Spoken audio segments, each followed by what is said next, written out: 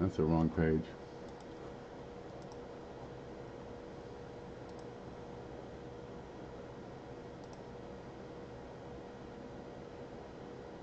I'm going to start early because that's how I operate. Let's see. Here's a thing. RB Area made this. He's got skills. I have no skills. Hmm. I'm pretty good with coins though. Did you see this? Check this out. Look right there. The third person in the chat there that I see is Coin and Card Hobbyist. I got to take you over to the screen here. Ready? Ready? Look, she found this here. It's a 2019 debit. Can we see this? Geez, I hope you can see that. Let me move this. Can we? Yeah, there it is. She got herself a West Point quarter out of a customer wrapped roll. Check that out. I gave her some applause. She deserved it. Yeah, that's a keeper. Congratulations, Amanda. You know, we have a reward on this channel for the first one that's sent into the big show. Oop, let me move this. Let's see. I gotta find my way around. Stop moving stuff. We move it around for every darn show here. That it? There. It's a 2001 proof set, and actually this 2001 proof set, and a llama, an unfinished llama. You get to finish that on your own. Got it from SJ. Did you get a W quarter? I didn't. No. Corner Card did. Congratulations, Amanda. Well done. Couldn't have happened to anybody better, really. All right, let's put this back in the file. Okay, I went to the bank, got some banking done, because that's what you got to do when you get older. And I said, can I get, $400 and 20 of it in quarters? And she gives me this look, because she's got to run all the way to the back, and it's a hassle. And she weighs 400 pounds. Anyway, she goes and gets them, and then I say, by the way, can I get new rolls? You get what I give you. Well, in public, you can't really speak your mind. You can't really act out. Unless you're like me and just don't care. And then you blurt out, what the fuck? You ever see that movie? You know the one, let's see, the Storm of the Century? Give me what I want and I'll go away. Okay, so she gave me 2 machine wrapped rolls. Okay, and this is a disappointment. Right off, you see a Maryland. Alright, they're freaking mixed. And I got an eagle. I don't know what that one is. There it is. We've got an eagle showing. Alright, I suppose I have to make some work out of that and dig through them. We could do it right now. If she found one in a customer wrapped roll, a customer wrapped roll means they missed it, rolled it right back up. We could go through these. Okay, really, that's better for another show or later on with this one. Look, we got some mail. Look at, it's from Hoogie's Hobby Shop. And we got, oh, Jesus. I've cleaned up this side of the desk, but look at it. I've already frigged it up. Okay, we got something. Taxman. There's something from, I don't know who that's from. Oh, from Shay. We got, ooh, check this out. Littleton Coin Company. Really? Are you going to send me mail? Did somebody sign me up for Littleton? Littleton Coin Company's been around for years and years. I mean 40, 50, 60 years.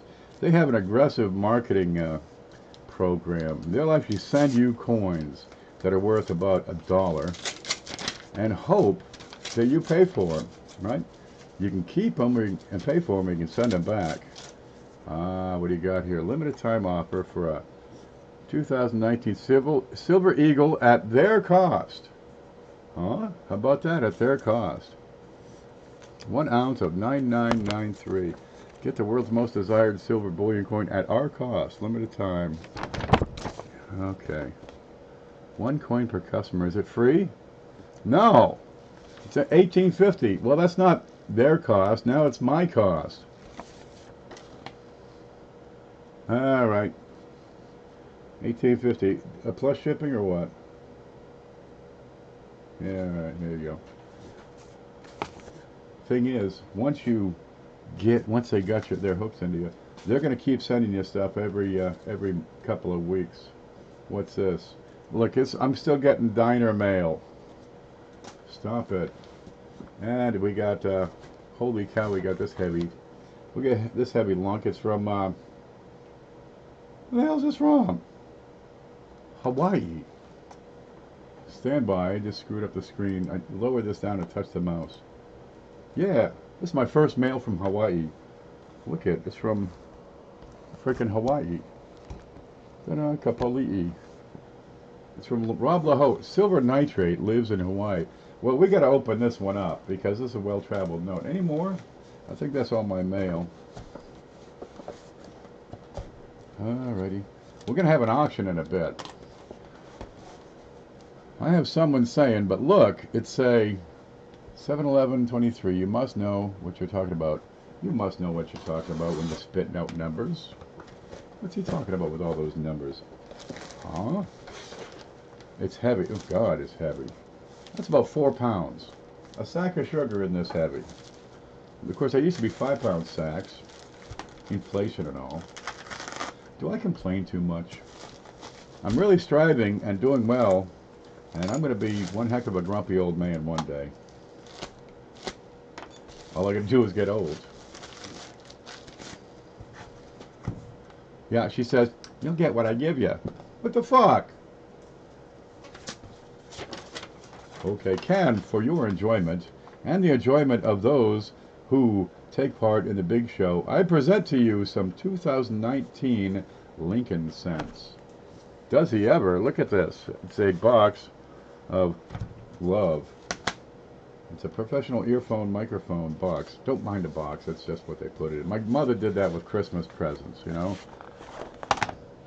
You open up, I said, oh, look, I got a vacuum cleaner. No, it's not really a vacuum cleaner. It's like socks. 1, 2, 3, 4, 5, 6, 7 rolls of 2019 pennies. 2019 D's, baby.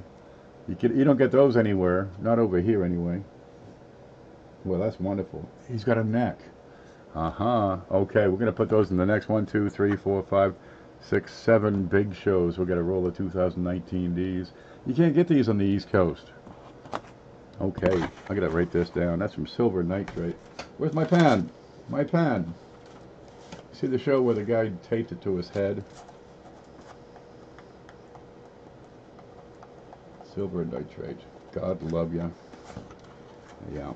See, people send stuff into the big show, and the package just gets bigger and bigger. We had another one here. Where was it? Oh, there's some packing material. Okay, we'll open that one. I know what that is. Hoogie sent this. I'm still going to do a video on that nickel. It's back here. It moved. It migrated. But it's still on top, so you got a chance. And then we'll make the video and give that thing away. I just love mail. Ye old professor. Okay. That's just like the other card. Okay. PSS. Oh, wait. I'll read that last. Ken, I'm mortified. Me too. The annex slab RPM Buffalo nickel was a disaster. No. You're missing it.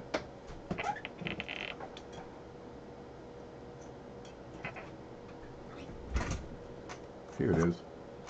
Was a disaster. Please accept this coin as a replacement for it in the big show. I've actually verified it myself, and hey, you can actually see the darn RPM.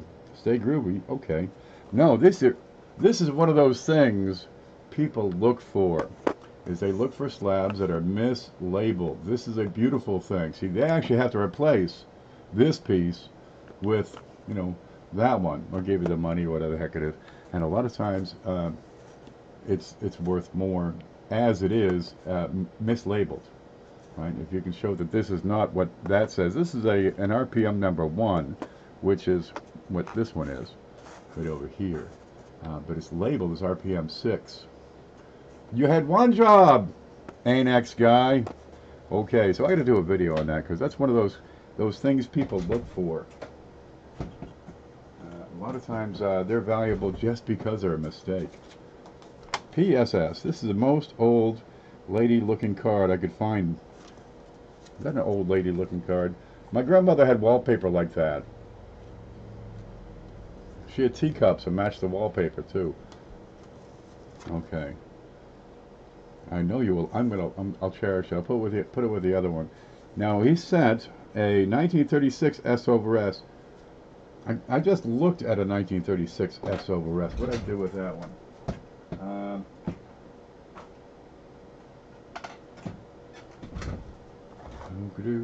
Must be in here, I think. Just now we looked at a 36. I said, oh, here it is. Here's that darn 36S I was looking for all those years. This is the most recent variety box, so there's a good chance it's in here. Where is it? I'm really gonna organize this one day. Ooh, what's that? Well, here's a neat one. That's a Mercury Dime RPM. UXA. There's a Max. Here's a 56. How come it's not in any boxes? It comes, it goes. I'll find it again. I'll probably have to find it for this one. If the last nickel's any indication. What's in here? Should be in a plastic sleeve.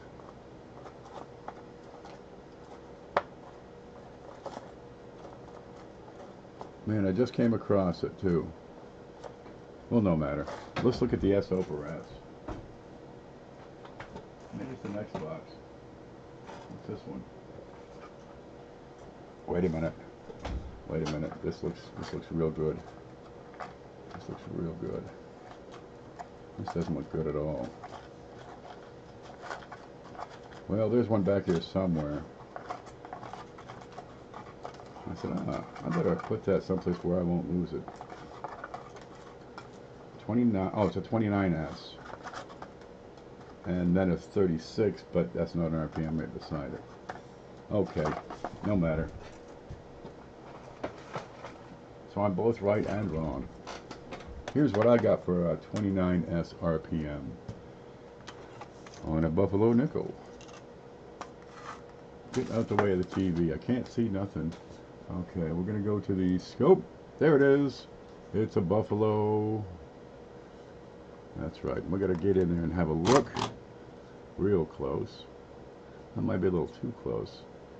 Okay, that's what you're looking for, is this bit right in there, right beside the S. All right, that's the RPM. That's the repunch. And this one is a, what 29 you say? I don't know what that is. That's a 1929. Okay, now he sent a certified, let's see, 1936 S over S VP001. VP is the designating the nomenclature of NGC, and this being an NGC slab, that kind of makes sense. There it is, 1936. The F is not a mint mark. That's actually Fraser. He's the guy who drew the thing. Pretty decent shape. Where is the, let's find it. VF30. Yeah. Let's turn that over and see. Oh, wow. That's a bold RPM right there. Can you see that one? That's an S over S. But this would be an S over S north. Because the normal mint mark is to the north of the first one. The second mint mark is always the keeper. Because they got it right, they stopped. But the secondary mint mark is the first one struck. Yeah, it makes almost no sense. I think the government has something to do with that. Well, we got to get in there and look at this. Okay, what does an RPM look like? It looks like that, by God. It looks like a mint mark on top of a mint mark, right? This is a great learning tool. I'm going to use this for a couple of weeks first. Draw some attention to the big show, and then we'll give it away in a big hurrah. Hurrah! Yeah, when you find them, you can't miss them. Right? Remember that 29 I just showed you? Sometimes you can miss them. This is so darn light and slight. It is just that little bit extra. Come back. just to the right of the lower curve. Some of these, they're pretty darn minor. Sometimes it's just a little split in the serif. You can just see a little bit here. Huh, that's it.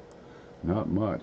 But the bold ones, dude, the bolder the better. When it looks like an S next door to an S, much like this one. I think the best one I ever had was the 1910 S Lincoln, which was a lot like this, except the secondary was above. Boy, that's a Sharpie, huh? Yeah, this is why people keep these. They jump out at you. They stand out. Now, let me set this off to the side before I lose it on the desk with everything else. Which box did it come out of? That one. Okay. Then, for the professor only, not for the great unwashed. We'll keep that a secret. You don't get to find out because you have not bathed recently. I guess that's how it works. Alright, we're going to open up this one because, honestly, I don't know what it was. It was early. I was up late. Shay was selling stuff. And, you know, you can get some pretty good prices on his stuff. Oh, good. There's a receipt in there.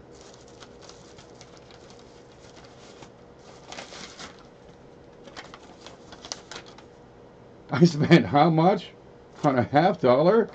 Oh, Jesus. I gave one of these away so far. I'm dying to give away another one. These are pretty much the most awesome thing to give away on a big show, right? Because they're distinctive, they're elegant, they have great designs, loads of history behind them, and you don't come across them every day. That's for darn sure. Oh wow, that is splendid. This is splendid. This is what splendid looks like. Let me get the focus down. Okay, you ready? It's a 1926. Dun-dun-dun, $50. There's George. There's Calvin. Calvin is the first president to be on a coin while he was in office. So when they say, who was in office in 1926, you say, George Washington. He's right there on the coin. Yeah, get the first president and the sitting president on these. That's a wonderful $50. Great shape. Bright, lustrous surfaces. A few stray marks. Yeah, this is going to be a peach. Okay, in the back you get the Liberty Bell. Does this look familiar? Look at that one. I'm going to take that out. It's in a holder. Talking about Buffalo Nickels, has anyone ordered the one the Mint released today? I don't know the first thing about it. I haven't been keeping up. Hey, Black Steel, how are you, baby? Okay, we got 2 coins right here. And I had one card that was larger. So I could put 2 $50. Oh, that's perfect. Side by side. Watch this. How creative are they back there in the Mint? They're both $50. Let's look at them real close here. Okay, there it is. There's a $50. Liberty Bell. And we're right down to the shapes in the wood. Watch this. Where's my stick? Here's one. I suck at this.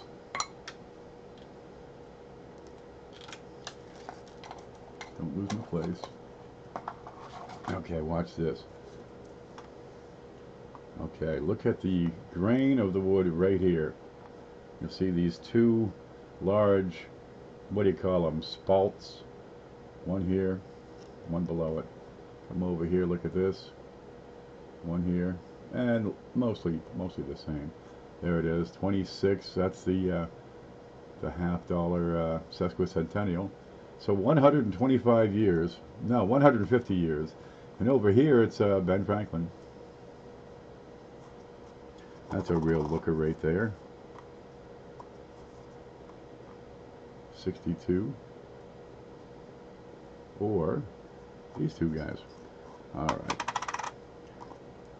They pretty much look the same after they get to about 65, 70. Just how long is their hair? Do they braid it? Jefferson had unique hair. His hair was about as wild as the flowing hair. You know, you ever see those pennies with this wild shake? Yeah, that's my style of chick. All right, let me set this somewhere. I'm sure to lose it.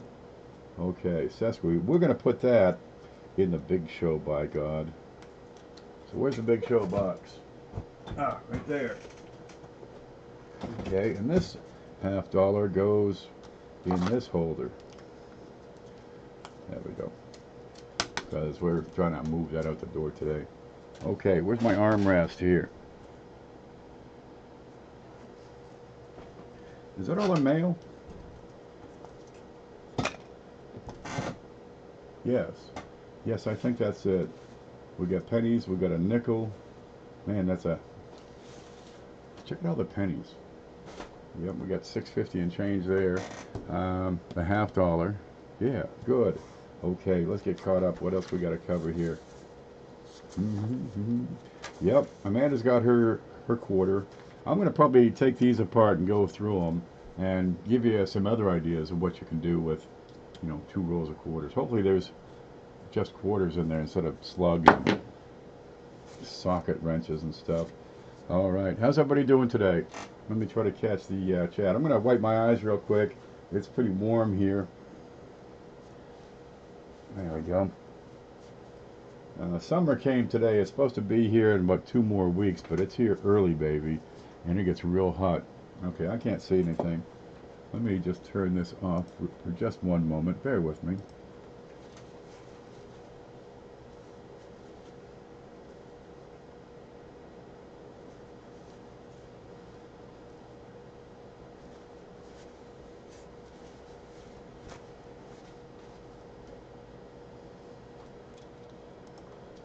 Oh, what happened there? Come back.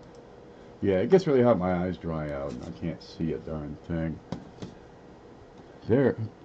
She's saying, Coin Card is saying, hi, Lucky Coin Hunter. Everybody should be calling her Lucky Coin Hunter. Did you see the W's? They were doing $1.50. I mean, $1.36 and climbing 4 days ago at eBay. Last we looked, they're, you know, dropping to $74.95 shipped. The first few are going to be good. They'll hold up for a little while, but you're going to see a steady decline. I figured they're going to end up between 5 and 20 for, you know, for circulated strikes once they get passed around a few times. The really top grades where they got very, very few contact marks, no circulation wherever at all. Those are going to be the sought-after devices. Give a turn. Yep. I think summer has been mowing. And it's hot. Yeah, I drove around the backfield a couple of times. That's probably good enough. That's all the mowing it needs. I'll get a cow or a goat. Linda Wallace is here. And Silver says you won on the silver giveaways, but weren't there. Does he hold it for her? You know, for a week, perhaps? We'll shame him into it. That'll work. Okay, look, we got a bunch of stuff to sell here today. Look at this, 99, 0, 1, 2, 3, 4, 5, 6, 7. Now, in 2007, check this out on the mint sets. They made them the same as the 2006s, right? And then they come out with the presidential pack. Really, did they come out with these so darn fast that they were not prepared with the proof set? Has this ever happened before? Remember those, the SBA dollars, and they had to put them in the Eisenhower holder with, you know, a change? Yeah, this is what their solution was, to just package the presidential dollars separately. So the 2007 set has the same packaging as 2006 and before, but you know, they get bigger after that. So to make up for it, they invented this sleeve. Isn't this wonderful? This is the stuff the mint does for you. Because here at the mint, we care, but they emboss the front real nice. So you get the United States Mint proof set. There. Yep. What are they going to think up next? Have faith in your government. You've been painting all day. The other end of the paint opener sure does come in handy when the work is done. You're darn right. Every time I go to Lowe's or Home Depot, I grab a couple of those and some paint sticks. Not good enough really at this point to build a garage out of paint sticks nailed together with you know, ground down Paint can openers. Yeah, it'll work.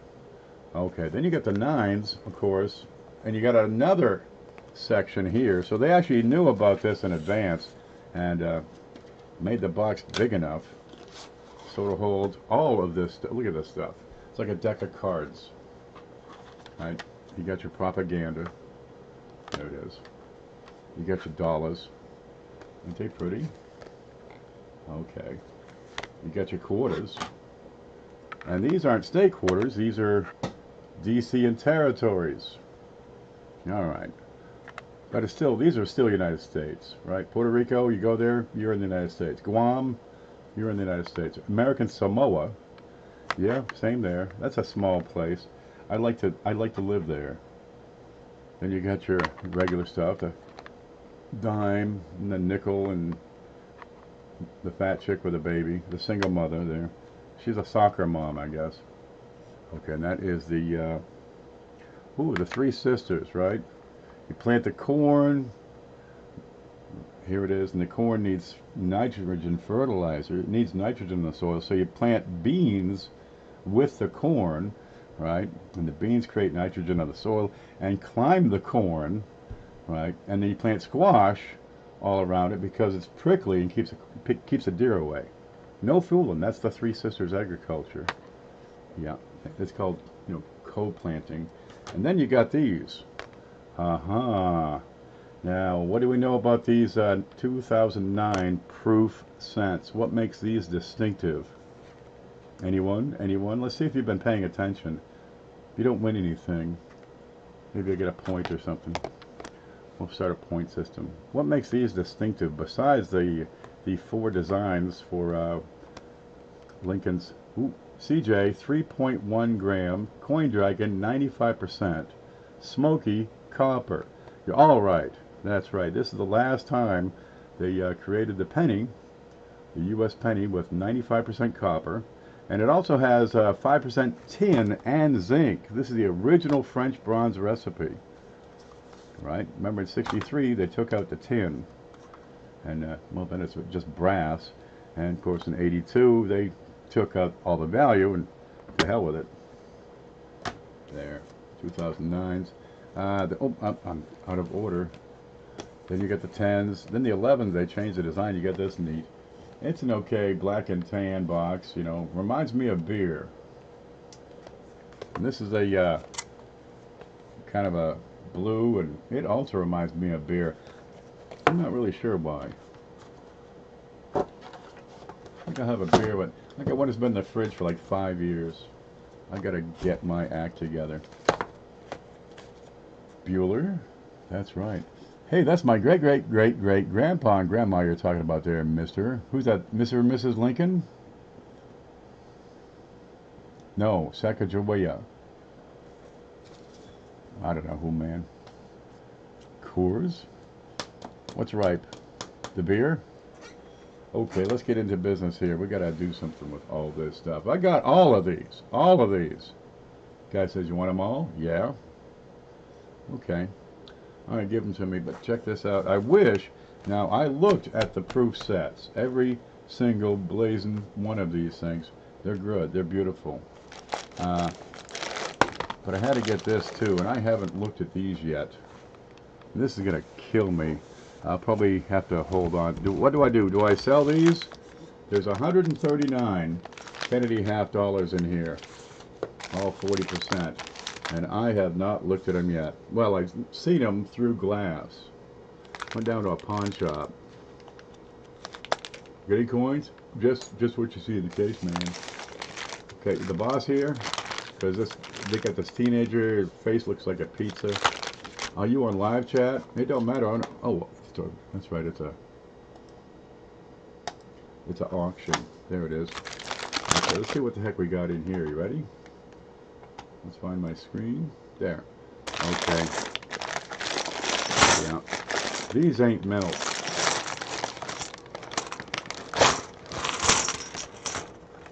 Shay's over. It's like, Shay, somebody get Shay a towel, because these have not been inspected. He's got to be drooling by now. There's a couple in here that for some reason or other they're kind of green. Huh? Green. Okay, but they're in great shape. These are AU, AUBU, which is what you call a slider. They're not circulated. They may have been. You know, one guy spent it and the next guy kept it. I think the biggest issue with these is you're going to have a mark on the top of his head. See that gray pattern there, which is from being in rolls for God knows how long. But I haven't. This is a show all by itself. Just looking through these for dry varieties. God, come on! I want to do this. Great luster on some of these. Wonderful things. A little bit of toning, and you're going to get that. They're silver. Here's one with some natural toning. Let's see if we can see that. 69. So I'm going to guess it's a 69D. Let's put some of these under the scope so you can see what we're talking about. There's 139 of these. I can let them go at starting at $400 if you guys want to fight for it, and that's winner take all. And they look real good to me. I'm just dying to do some examining here. There's 19. Get this out of here. There you go. That's close enough. 1969. These are AU.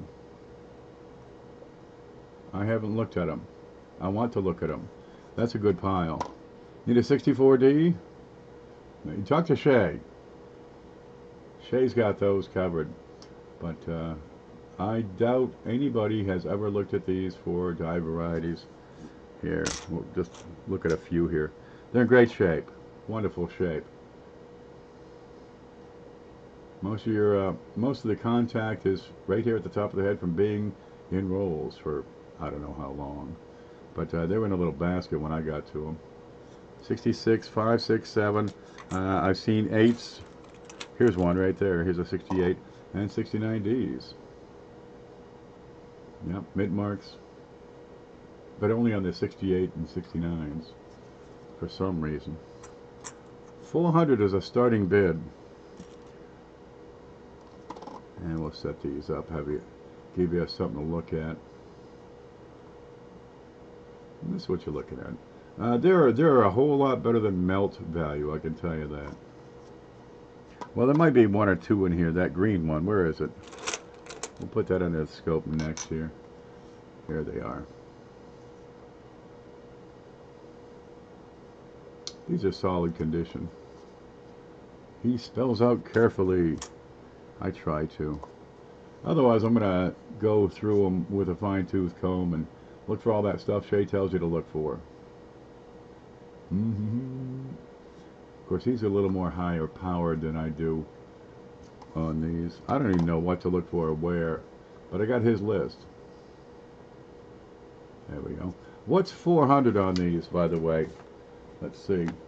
Where are we? I'm going to take 400 and divide that by 100 and how many? 139. 139 equals. No, that's wrong. No, $21.05. I hit a wrong button. 400 divided by 139.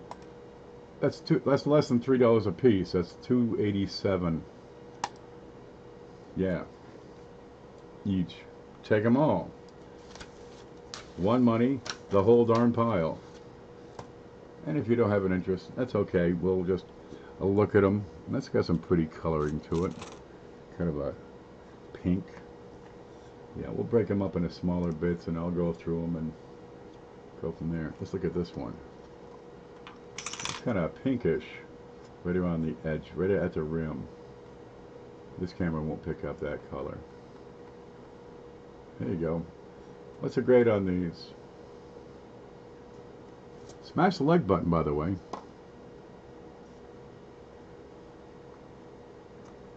Well, if they don't sell, I'm going to have a whole show just with these. Let me tell you that. Yeah, that's great luster on this one here. You know, you can see the fields are wonderful. There'd be an occasional bag mark. What's that? Is that normal on the back of his neck? There'd be an occasional contact mark. And just the high points will have, you know, light wear. They're in great shape. From what I could see, you know, looking through a glass case. This is the first time I've looked at them up close. Last call, Cindy. There's 2 green, 1 pink, 3 green. It's a pretty green. Let's see if we can get that on the other camera here. Let's see if we can see that. Green. Okay, not terrific. Not Kermit the Frog green. There's a couple of those. Yeah, these are neat. 67. How's that look for you? Yeah.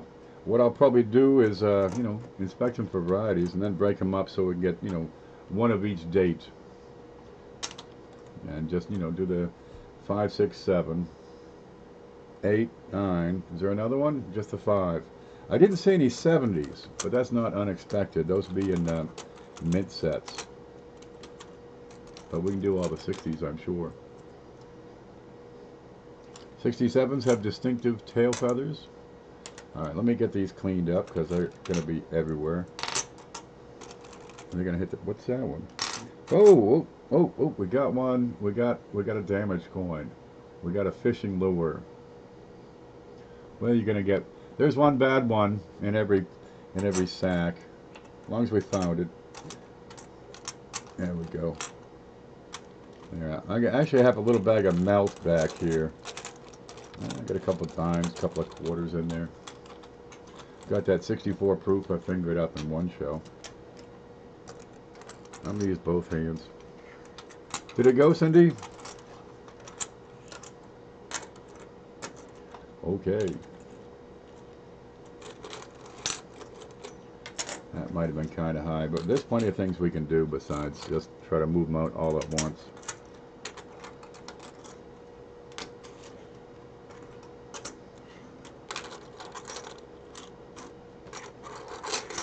Come on.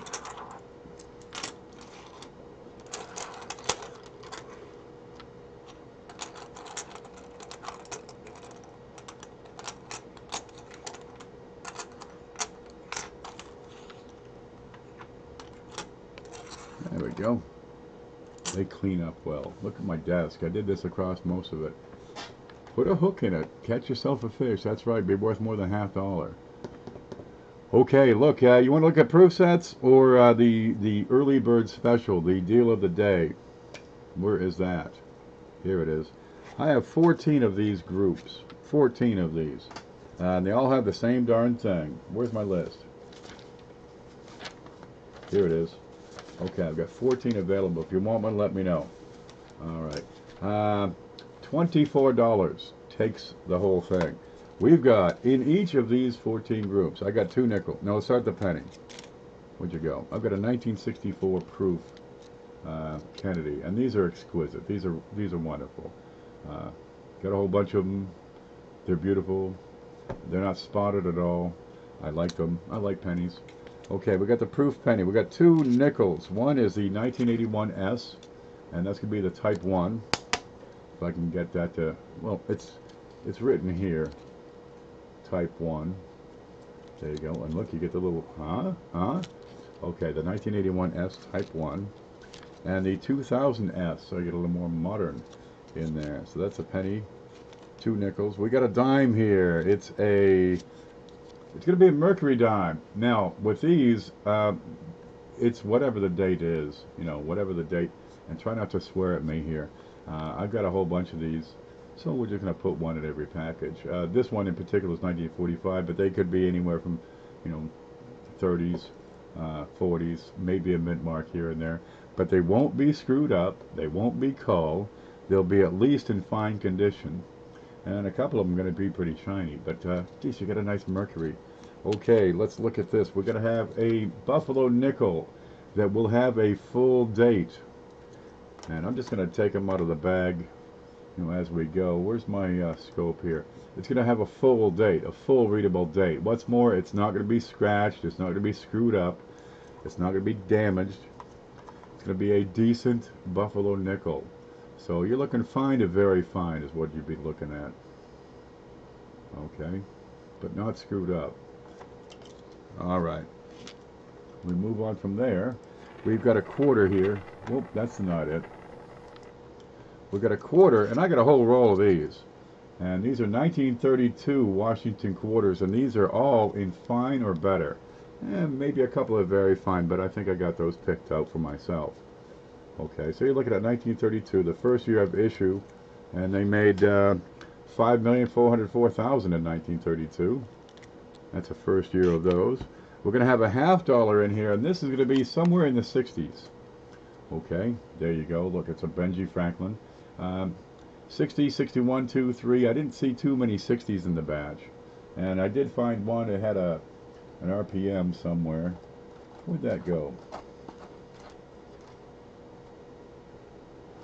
We'll find it maybe. Okay, so we're going to have, this is an AU, which is sometimes what you call a slider. It's not uncirculated, but it's very, very fine shape, very great shape, not unlike these Kennedys. There you go.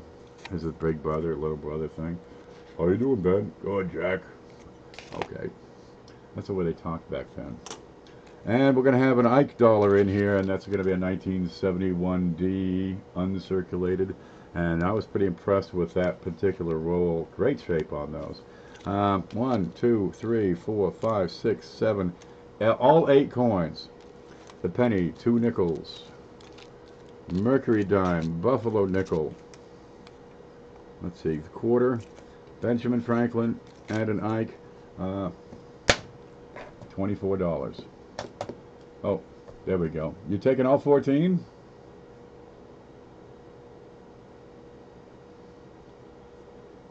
Wild Bill says 14. Are you taking them all? Let me see. Cindy says 13 left.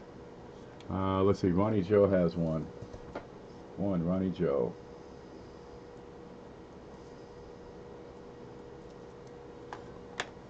Then Wild Bill says take 14.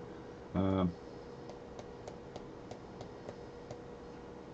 many more can I come? I can't come up with many more because I don't have many more Benjamins. And I think, let's see, I think the Benjamins limits me, but I see Wild Bill with, well, all 13. Okay, I'm going to have to get some more of these put together, but I can't do it with Benjamins because I think they're gone. They're gone. You know, I got a couple for the big show, that's it. 24 each for the whole package.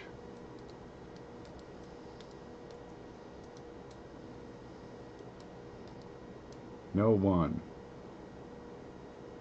Wild Bill is getting one. Okay, there you go. Wild Bill. That makes better sense. Okay, now what you're going to need to do, anybody who gets anything, is get a hold of me by email because I'll need your email address, and I can't get it unless you email me. Okay, so I'm going to go back up this list here, and let's see. There's Wild Bill. Rich H has one. Let's see. Hoogie takes one. That's for the grandson of the youngin somewhere in the family. Okay, there's Wild Bill. Okay, one. Yep. My fault. It's okay. We question it. Early bird's $24 each. There we go. That's 4. We've got 10 available, so I'll set this aside. 3, 4, 5, 6, 7, 8, 9, 10, 11, 12. 13, 14. But I got, I mean, rolls and rolls and pouches and groups and stuff. And, well, let's put together some packages like this. So, I mean, you can get an assortment. I got a couple of proofs here. A nice proof penny, the nickels. We got a Buffalo, Mercury, an Ike, a Benji, an old quarter. Okay, I got to get some standard Liberty quarters. You know, good, very good. Something that's decent. Okay. And that's what that is going to be, is a nice little starter package for someone. It'll work. There we go. Let me set this aside. I had a bag at the ready. I put it where I wouldn't lose it. Fortunately, I have more bags at the ready. Yeah, we'll try this again a little later in the show so more people can see it. Little Hoogie. Ruined my self-esteem at the sporting clay shooting range. He gets nothing. Darn right, he's going to shoot that good. He can get his own coins. Shoot those, kid. Matter of fact, go rake the backfield. Clean up the garage. Pull up your pants. Yeah. Okay, there's those. Yeah, I did an assortment pack like that, I don't know, a couple of months ago, and they went real well. I was pretty happy with it, and the people were pleased too. So that works. I got to do more of them.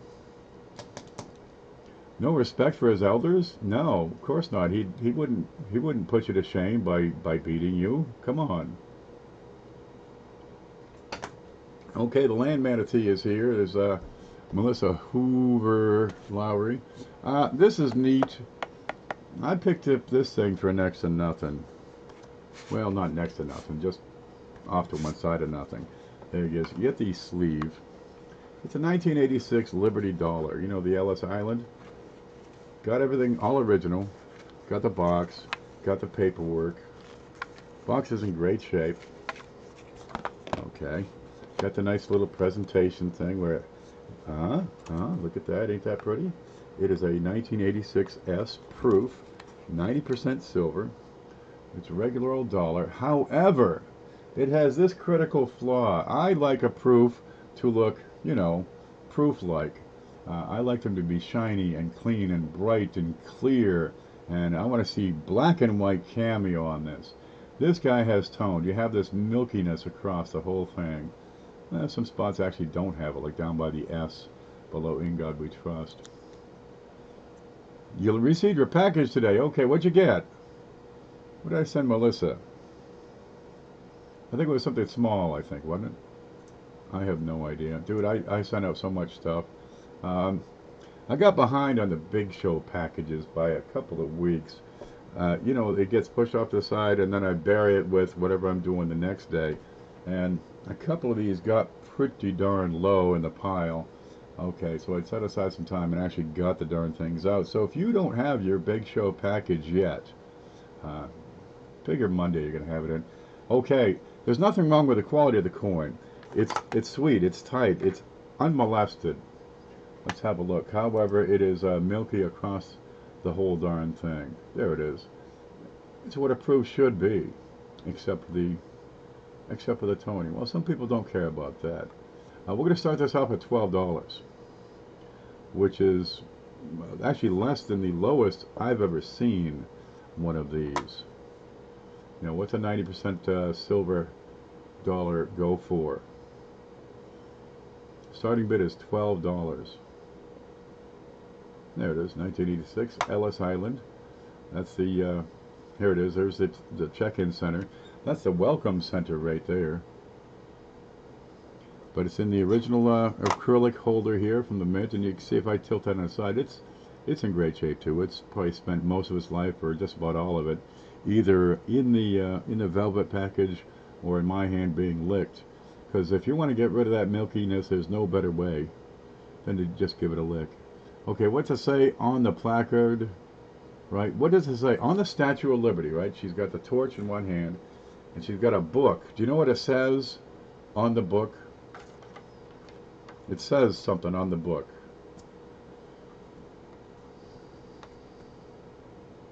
$12 is a good start. Okay, I'm going to give you a heads up. It does not say on the book that she's holding, "Give me your tired, your poor, your huddled masses yearning to be free, to breathe free." It does not say that. It says 1776. That's what it says. I think it's in Roman. I don't know. Okay, we get $12, and it's going to go out the door, and that's okay with me. I see Rich H, and you get the original box. And it's a little bit crinkled on one spot, but I think that's livable. You buy the coin, not the 4-cent box, but people do like the, you know, a good box. So take care of your stuff, man. Going twice. I'm going to write down Rich over here. Okay, where's my proper notes? Oh, throw it up here. Stop doing that. Keep it all together. Man, I keep everything in the house right here on the desk. I mean, everything, it's here. Okay, 12. Rich H. You got it, baby. Where'd it go? All right, put that in here. Close it back up. Huh? Is that pretty? Yeah, I hate to ship these things out. I forgot to put the coin back in. Where'd the cover go? Is this the cover? There it is. There's the cover and the paperwork. Yep. Here's your case. It's actually got a coin in it, so you'll be okay. There it is. Okay, I'll set that out the way. Well, we're getting off to a good start here, aren't we? Rich is getting crazy with the purchases. Okay, let's get going on these proof sets. I've got every darn proof set here from 1994 all the way to 2011. Okay, now I'm using the standard prices, just the regular prices. How much do you make on a on an $8 proof set? Not a whole lot. Proof sets are a commodity item. They're always available. The prices really don't fluctuate by much. $1 up, $1 down. That would be a lot. Okay, and I've checked every darn one of them, and they're sharp, clean, tight, crisp, black and white. No cloudiness, no milkiness on any of these. The worst you might see is a little bit of a color change typically on the scent is what you would see. Okay. Well, we could fuddle around and go with each set, or well, if you take the total of the values here, 94 at $6, 95 at 11, 96 at 9. Where's the 96? 6? Oh, there it is. Okay, just right down the whole darn bunch. The total is $270. Well, we can do a group package if you're into it. If you really want the proofs, 94, 5, 6, 7, 8, 99, 2000, 2001, 2, 3, 4, 5, 6, 7, 8, 9, with the copper pennies in there. 10 and 11. That's 1, 2, 3, 4, 5, 6, 7, 8, 9, 10, 11, 12, 13, 14, 15, 16, 17, 18 proof sets. Okay, and I can do $250 shipped, and that's going to be a large box. This will take up most of a medium box. If you want to do 250 shipped for all of these, I can do that. And let's have a look over here at what exactly all of that means. Okay, there you go. 9, 10, 1, 2. There's the 2009, 2010, 11. Back. Oh, these are separate. Okay, 4, 5, 6, 7, 8. All your greens. Over here is 2, 3. No, 3, 4, 5, 6, 7, and 8. Yeah, every darn one of them.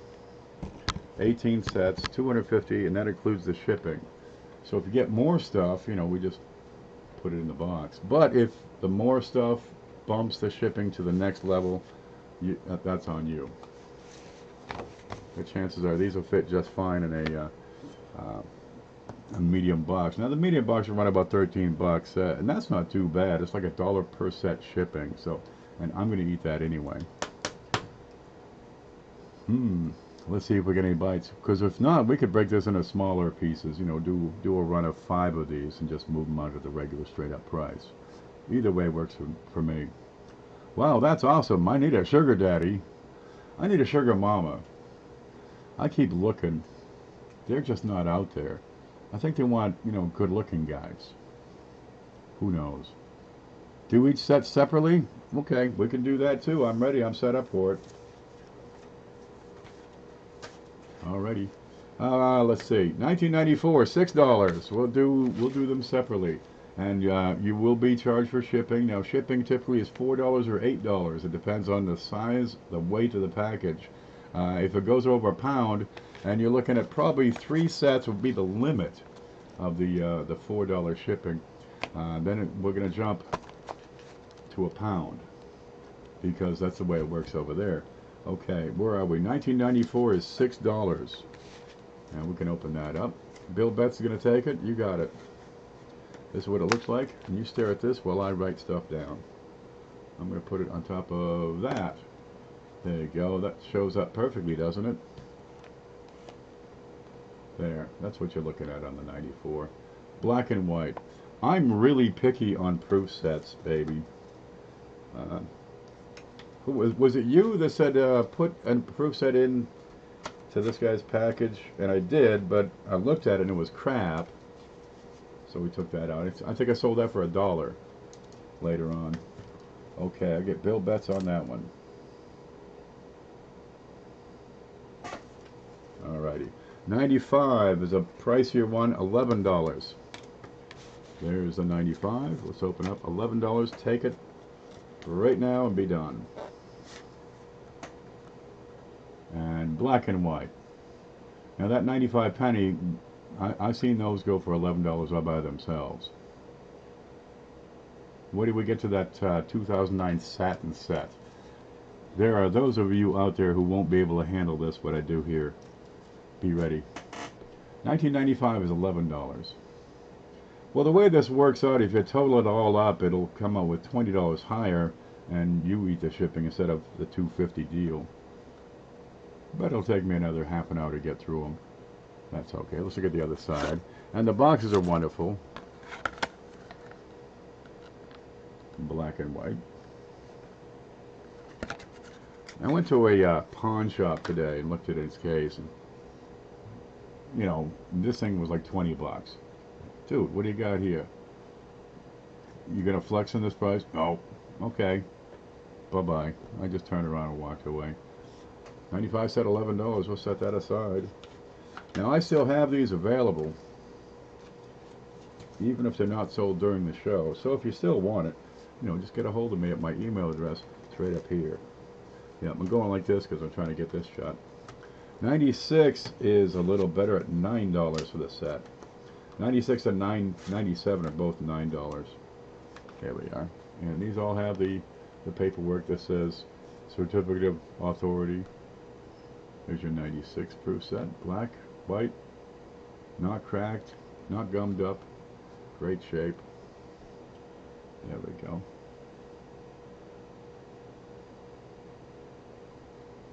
All kinds of different places to get coins.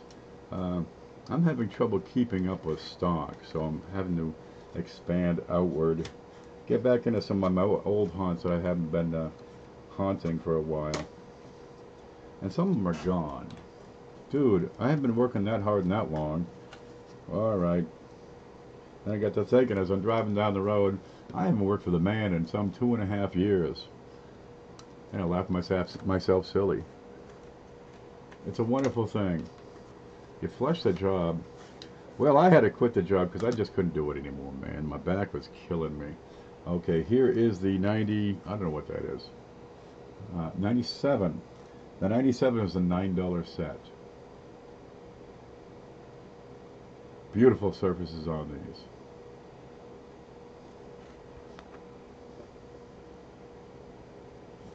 Well, I couldn't do it anymore.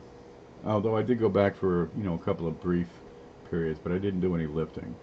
Mostly I just put on boots and my hard hat and yelled at people, which really isn't much different from what I did before, but every now and then I used to pitch in. Not much, but sometimes. Well, I always had the coins as a backup.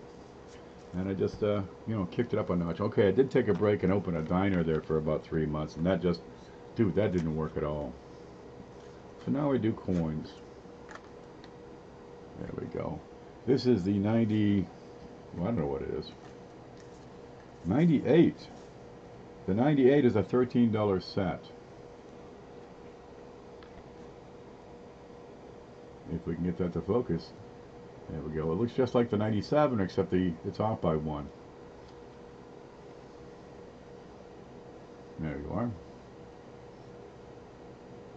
We'll just keep on going, and we'll probably step up the pace a little bit, Cindy. If somebody wants it, they'll speak up pretty quickly. Now we'll get into the quarters, okay? In 99, they started doing the quarters on these. There we go. 99, right there. So we have the larger pack. Now the 99s are, they're in better call because it's the first year. Some people like to have first year sets. I think it's first year of, you know, the Jefferson nickel, the Susan B. Anthony dollar, that sort of thing. Here we are.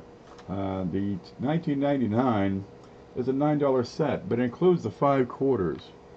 And some of these quarters go for, you know, a couple, 3, 4, 5 bucks a piece. Real easy. You can figure a proof quarter should sell in between the, you know, a buck and a half to $2 for a raw quarter.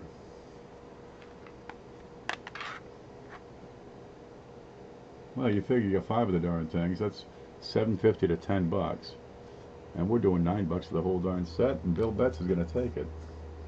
0000. Bill Betts. I think Bill says do separately because there's only some I need. That's okay, baby. We'll get more. I had actually had a set of a complete set of these proofs from '99 through '09. But CJ sending these holders for quarters, and I've been busting them open to get them to fill them up with that. Okay, what's next? 0, 0, 0. $8. Are you fooling me? Here it is. What you got here? We got Massachusetts, Maryland, South Carolina, Virginia, and the Old Man in the Mountain. There's your quarters. There's your everything else, and you have the Sacagawea starting out, and that's got the Golden Eagle reverse. Yeah. Now after 77, they really got their act together on these. You're gonna take it for 8 Bill Betts. Now, Bill, if you got all this other stuff, we'll just, you know, jam in the box.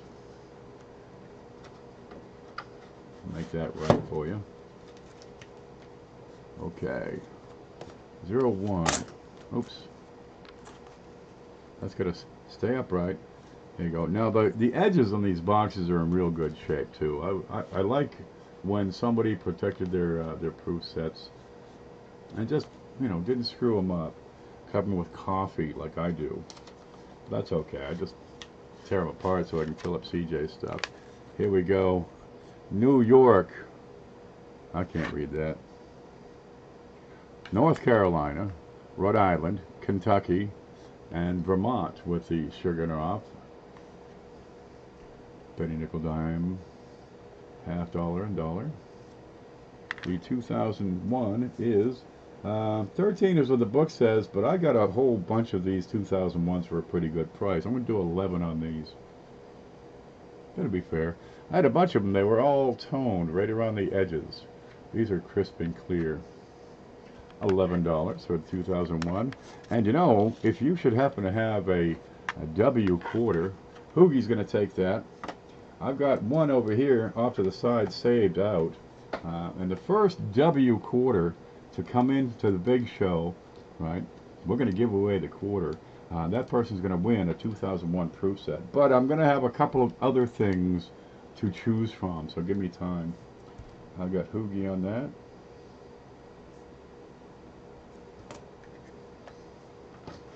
Yeah. We got a bunch of Benjamin Franklin halves, and I thought the best way to do those was to do that. Ooh, okay, I can't do these. I'm just gonna lay them down. There, let gravity work for you. I thought the best way to do those was to have them as part of those early bird, you know, type sets. Let's see, 2002. You ready? $9. Upside down, but no matter. Still black and white. Clean, crisp, no white, no splotchiness, no milky spots. And the quarters are, let's see,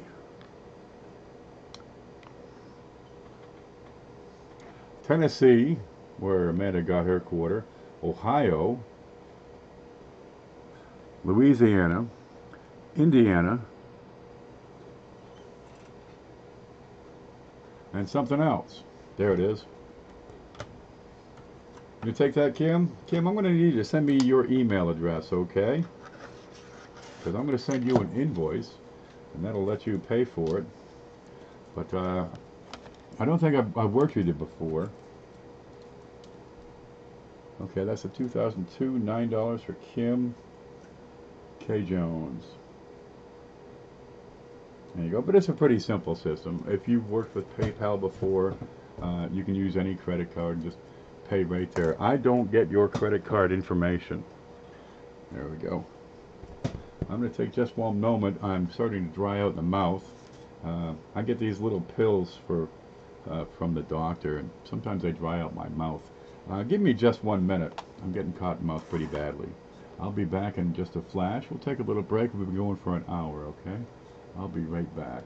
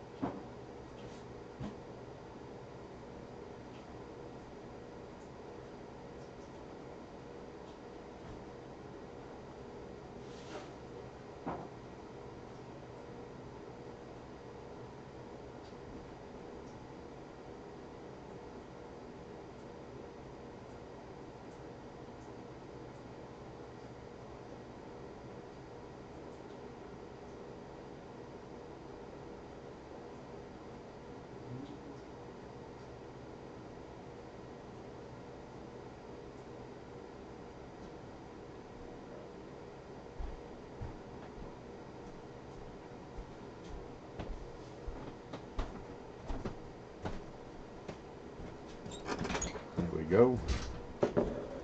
I drank 3 of these. No, it's not moonshine. I'm not putting it up there. I'll put it right there. Okay, we're doing proof sets, and we're up to 2003. Here it is, right over here. What are you doing, camera? It gets to warbling from one leg to the other and walks itself away from the table here. 2003 is, you ready? $8. No fooling. There we go. Everyone just as nice as you please. I'll take it at $8 for Terry Sherwood. You got it, baby. And Terry, I'm going to need you to send me your email address. And you do that over here at my email address. And you say something like, "Hi, this is Terry." Because my notes are pretty good. I can usually build an invoice quite well. And Terry Sherwood.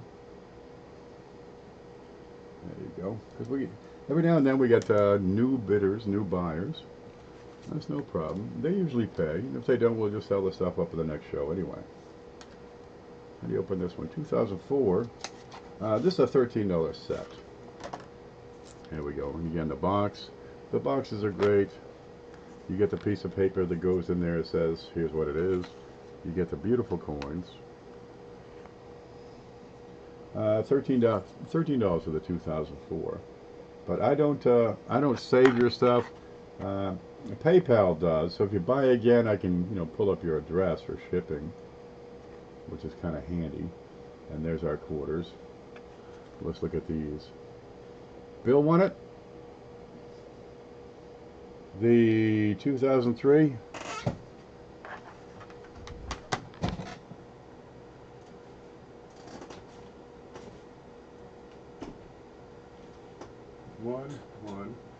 One. Geez, I got 3 ones. Who got the 2003? Did Bill win that? Okay, Terry, I'm sorry, but we got to stick by who goes first. So I'm going to put Bill Betts in there. Let me take a look and see if I have a second 2003, okay?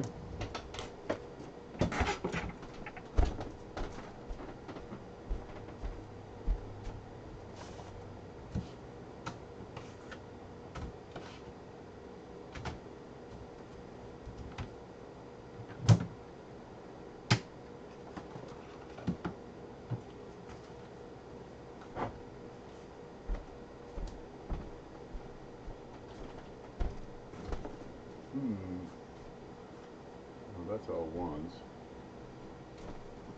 No, I don't have another 2003. But I do have another 2004 and 5. But we're not up to those. Who's getting this one?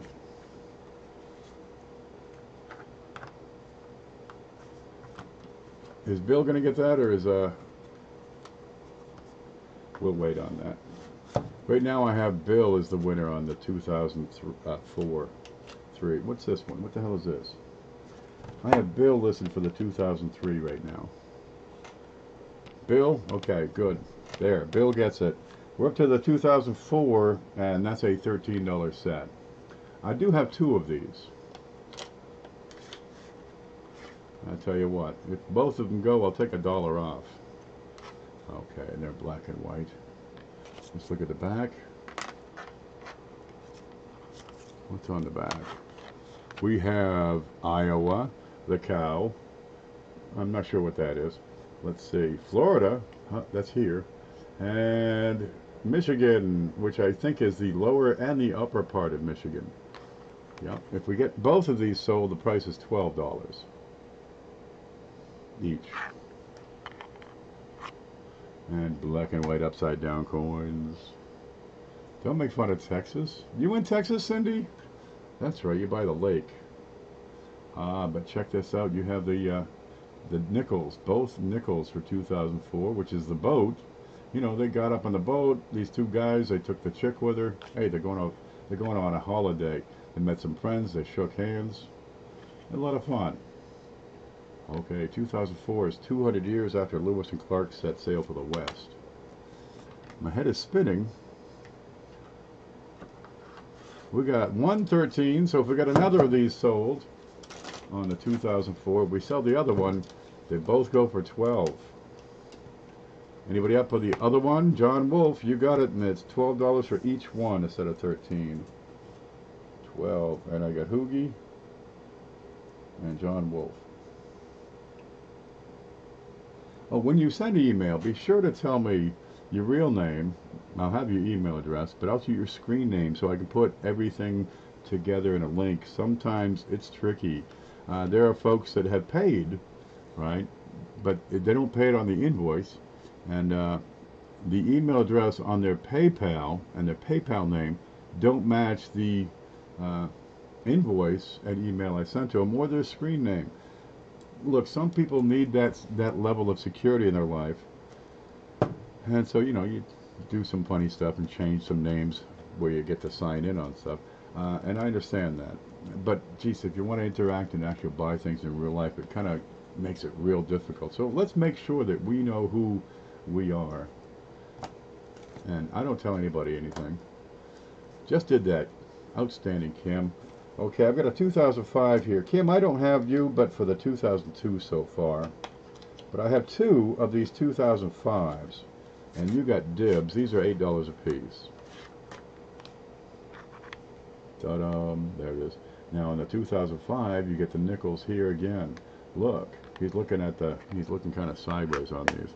Okay, ready? Ocean and View. That's where they finally made it, but they passed through the plains first. You get the whole darn story in these 4 nickels. There we go. These things go for $5 a piece. No fooling. You buy the set for 8. You sell the 2 proofs for $5 a piece. You get your money back plus $2, and you get another, you know, $2.25 in change. Bill Betts is going to take one. Oh, it's in there. Make sure you get this. It's so important. Does anybody ever read these? I got 1 to Bill and 1 to Kim. You got it, babies.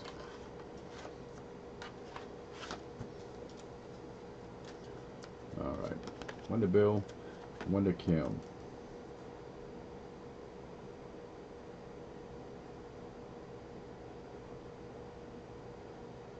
There we go. Now, the way it works, I send the invoice, and that's going to have everything that I can find. Now, every now and then, I make a mistake. I'm human.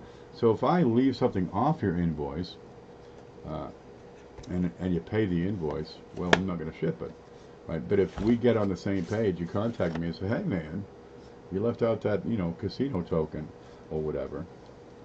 You know, we can put it back in and get everything that you pay for and everything you ordered and everything shipped all at once. This is a 2006 and it's a $10 bill. And we're running out of room real quick. Okay, 2006, and this is the Return of Monticello, they call it. And look, he's looking at you. This is the hardest coin for me to look at. Honestly, I just get like freaked out, man, because he's looking right at you. Stop it, TJ! He's giving me the eye. Okay, $10 for this whole set. What you got here? Nevada, you know, on the circulated coins, look for the pooping horse. It's a die chip right under the tail of the horse. Funny as heck. Okay, we've got Nebraska. Yep, that's Nebraska, Chimney Rock. I can't see that one. Colorado, South Dakota, and North Dakota over here. Real good one. Watch for that pooping horse. People seem to like it for some reason. Did that one go at 10?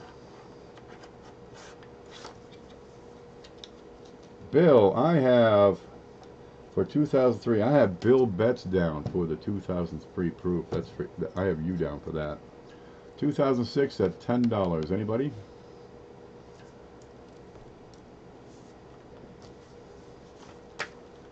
I guess we'll have that another day. Let's go on to 2007.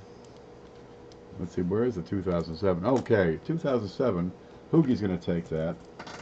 The 2006. Okay, at 2007 the price jumps because there's the sleeve, and that sleeve was an afterthought. They originally packaged them just like everything else, right? But they added a sticker, right? So you get 10 out of 14. Now 2007 has a 10 count proof set, or the 14, which has the $4, and you got Washington, Adams, Jeffrey, and James. Okay, let's have a look at what's in here. Okay, here we got all your regular issues. Nice as you please. You got Jefferson looking straight at you. You got Sacagawea kind of looking like this at you. That make you worried? Look, they do this to me at Walmart. Funny thing that. Okay. Idaho, Utah, Promontory Point, where they drove in the Golden Spike. You got the big salmons in Washington State. You got the dead animal in Montana, and you got the cowboy in Wyoming riding a flat horse. This is Flat Stanley. That's what that is. No fooling, Flat Stanley in the Old West. And the price on this one is $19, because we also have the first year of issue on these. And watch these. There we go. These are your presidential dollars. They call them the golden dollars, but there's not a drop of gold in any of these. There they are. But watch this. Here's an interesting thing.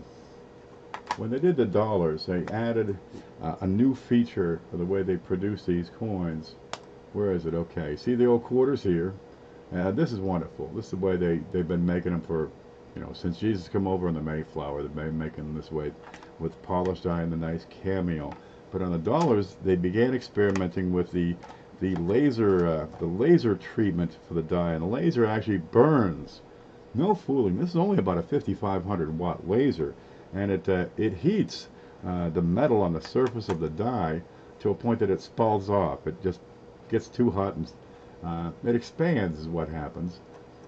And where's one of these quarters and one of these dollars? And you have this this great look. Is this where they started? Let's see. It's one of these years. It might be the 8 or 9. Okay, but it starts to pixelate. Every now and then you get them that pixelated. Watch for them.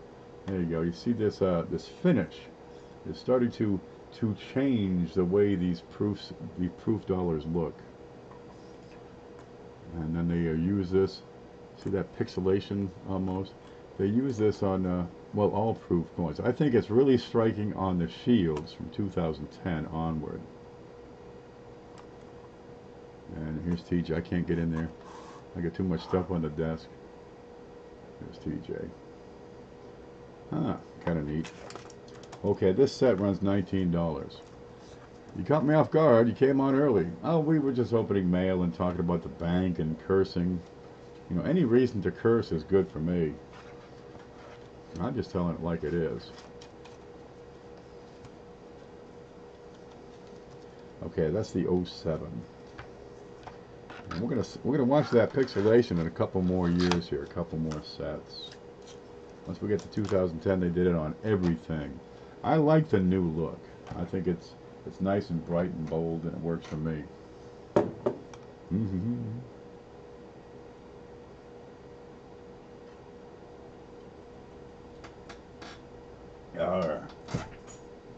I'm thirsty now. Okay, we're going to move into 2008. And 2008 jumps to $31. Okay, we're going to do it for 30. And let's have a look at the 2008. No, there's nothing special about it, but the presidential dollars, they never really took off. Yeah, they sell, but nowhere near the numbers that they were hoping for or expecting. It's another flawed program by the Mint. It just didn't work. Okay, here's the quarters again. Black and white all the way across. We're doing $30, and D. Jeeves has picked it up. Let's see what you're getting. You got the pretty bird there from Oklahoma, New Mexico. You got the blanket. What is that design? Is that a blanket? I call it the blanket. Okay, what's there? Arizona. So you got the saguaro cactus. The Alaska bear. Now watch for dye chips on the circulated version, where you get this little dye chip right in his paw. It looks like an extra claw. And this would be Hawaii down there by silver nitrate. Okay. Let me write you down here before I lose you.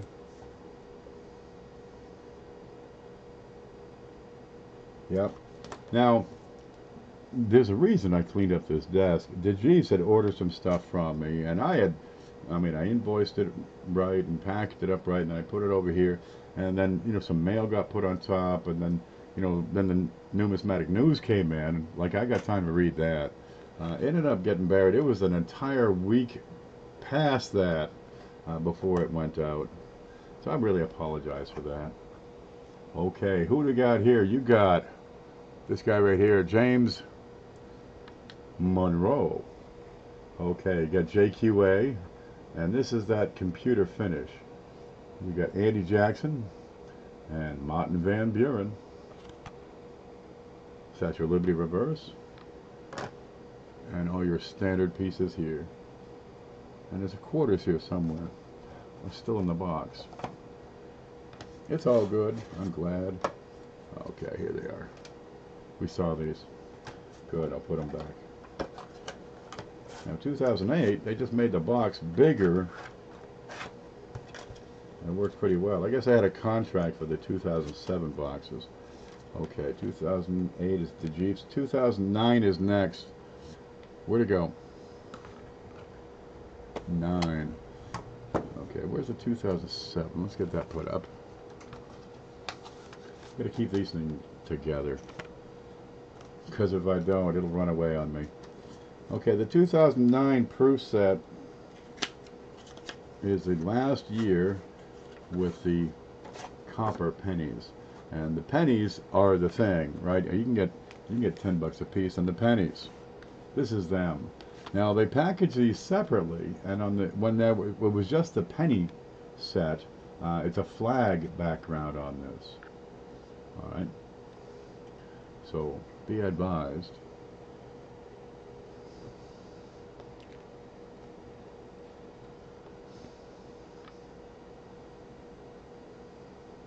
I think they just turned the darn thing upside down is what I think.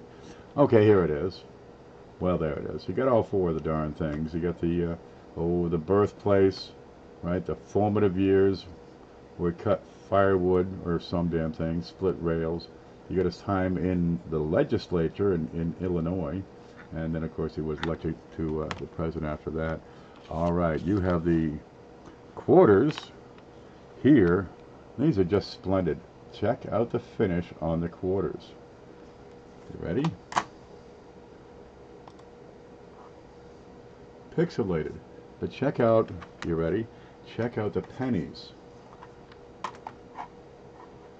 Not pixelated. Well, what do you like better? Do you like it here where it's smooth and creamy and velvety?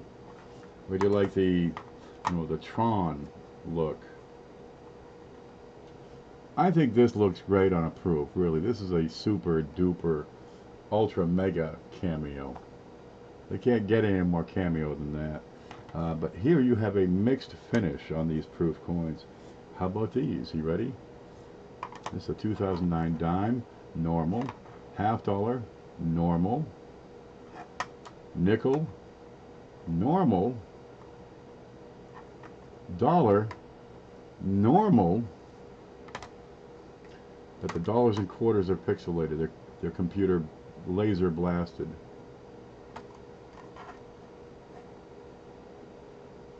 Kind of a neat thing. The old style cameos, that was a like a very, very super fine abrasive used just to flash over the devices on those proof coins. It's what gave it the cameo finish. I saw a video and this one girl just takes a piece of tape, puts it across the die. It's perfectly flat every time. You know, I can't put tape on an envelope, I mean, without it doing this on me. And she did. She'd take an X-Acto knife, and this girl would carve out the letters Liberty, carve out the outline of Lincoln, and carve out E pluribus unum and all this with just freehand. And she was quick, man. Amazing, I always thought. Have you found a Cheerios dollar? No, but I found this.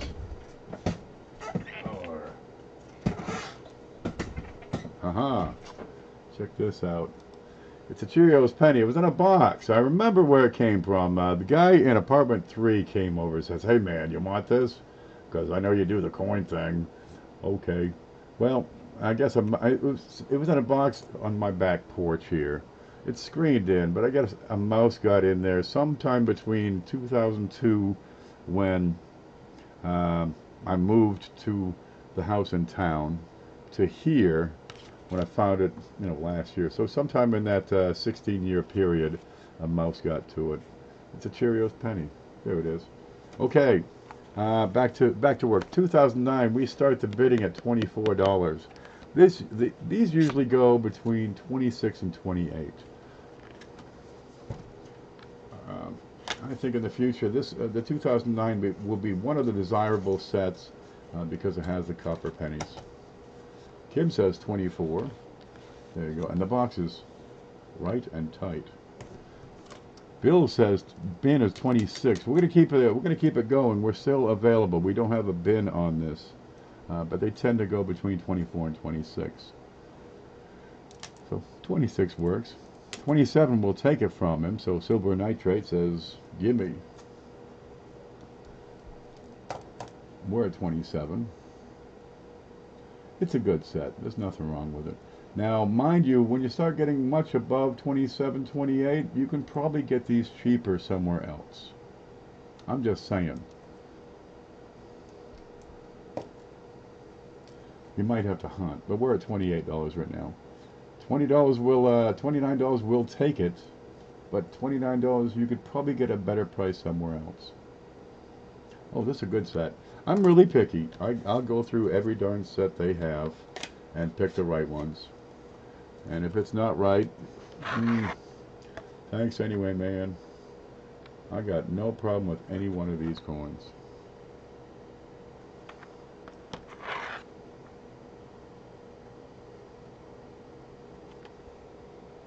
There you go.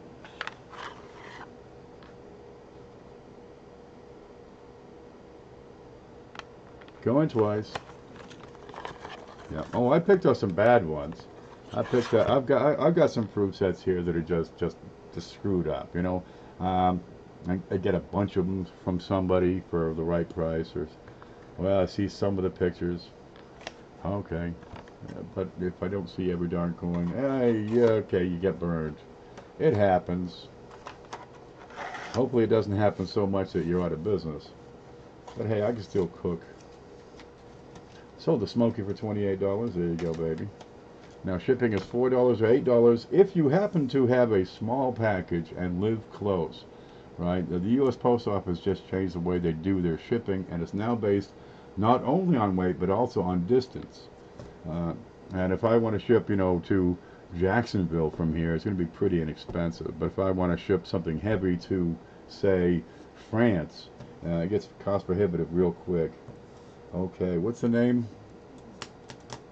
I'm going to go back. Smokey, what's your... Smokey, just send me an email so I have an idea what your real name is. There we go. But if there's a difference between your email and what you use on PayPal, I'll need that information too. Next up is 2010. Here we go. The book says 35. I'm going to start at 31. And if it gets to 35, we'll call that a buy it now. Okay, but watch. Ready? Again, you've got the finish on those, the computer laser finish. Let's see, Fillmore, Buchanan, Abra, I can't, okay, and Franklin Pierce. Abracadabra. Check out the finish. Ready? We're going to go over here. So you get the, nope, that's not it. You get it on the dollars. Right? You got it on the quarters. Right? But now, for the first time, you have them on the dime, half. See that pixelation? You get them on the penny. I think this looks freaking tight on the pennies. There's something on the surface of the plastic there. Okay, the nickels. And the dollars. So now, after 3 years of trying, 2007, 8, 9, in 2010 they finally came out where all the coins, all of them, have the same darn finish. Really? Was this like an administrative level decision somewhere? Somebody explain that to me. Why do you have different finishes on different years? Okay. So 31, 35. 31's the starting bid. 35 will buy it.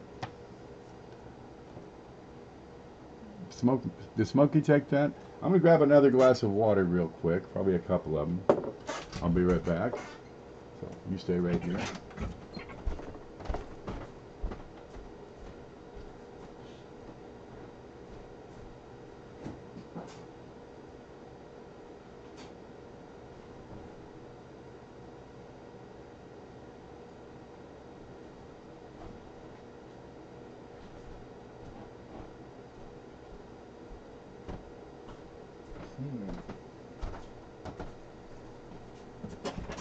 There. Yeah, I took a board to the head a few years back. Let me kill this. SpaceX hired for asteroid mission. There's neat news. Well, anyway, I get this nerve pinch thing. So I take these pills. If I don't, my face scrunches all up, but it make me really thirsty. I got the first two, but he got grounded, LOL. Darn right. Did you get my package? I did not yet. I get packages very slowly out here. It's very difficult to get stuff out here timely. I sent it from here to Memphis, it's there in 2 days. The same person sent it from Memphis to here, it takes a week and a half. R. Miller, why haven't you called? I've been waiting here by the phone. Come on, you never call, you never write. I'll take a look at the tracking, there you go. Okay, we're going to move on from 2010 to 2011. And this will finish it right up here. And here you got the snazzy new bicolor design. Your girlfriend's back, and I'm going to be in trouble. What can I say? She loves me. I told her to call me at 9:05. Alright. Hey, watch the likes go up every 30 seconds. It's hilarious. You know, you try to be a troll, and nothing I hate more than just plain shoddy workmanship. So the troll says, I only have 2 accounts. But you watch and it goes like, you know, dislike, dislike, dislike every 30 seconds and all at once. But I guess this person took the day off a few videos ago because I only got 2 dislikes. Alright, no matter. Come on, I want my views. Get to work. Here we go. We got the dollars. I like William Hayes on this one. Here you got Andy Johnson. Who's this one? U.S. Grant. And James Garfield. Now you get into beard contests. And dude, Hayes wins. Yeah.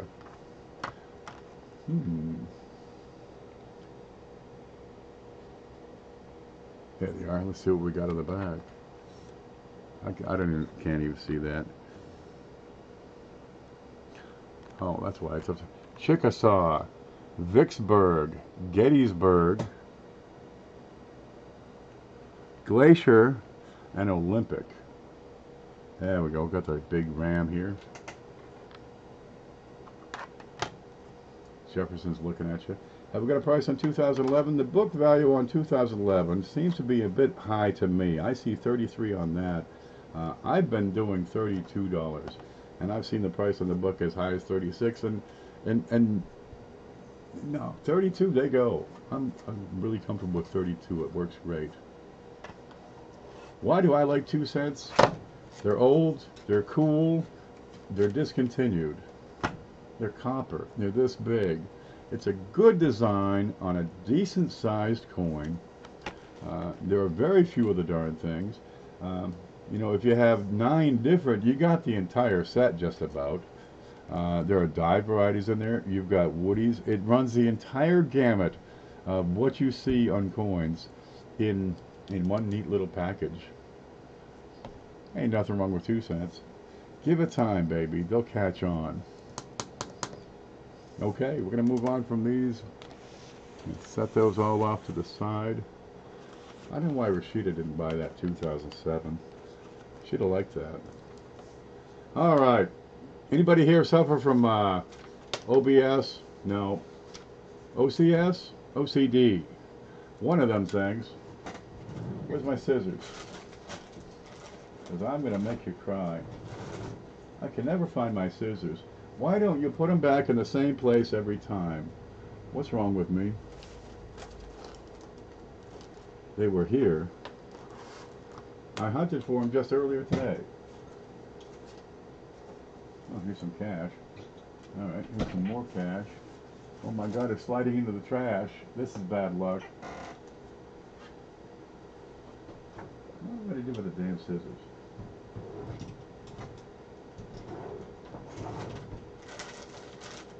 I got my stash. Oh wow. We can't go on without these scissors. Okay, we'll save that for another day. I'm sorry. I'm just going to take these apart and just offer the pennies. I've got a 2009, but only the Denver half of the mint set. I was going to offer just the pennies and cut them right up right here in front of you if I could find the damn scissors. Where do they go when they go where they go? Okay. Now I'm upset.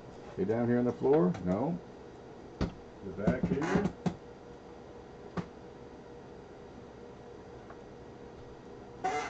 Why can't I find anything? Why does my life suck so bad? Huh. We're going to skip that.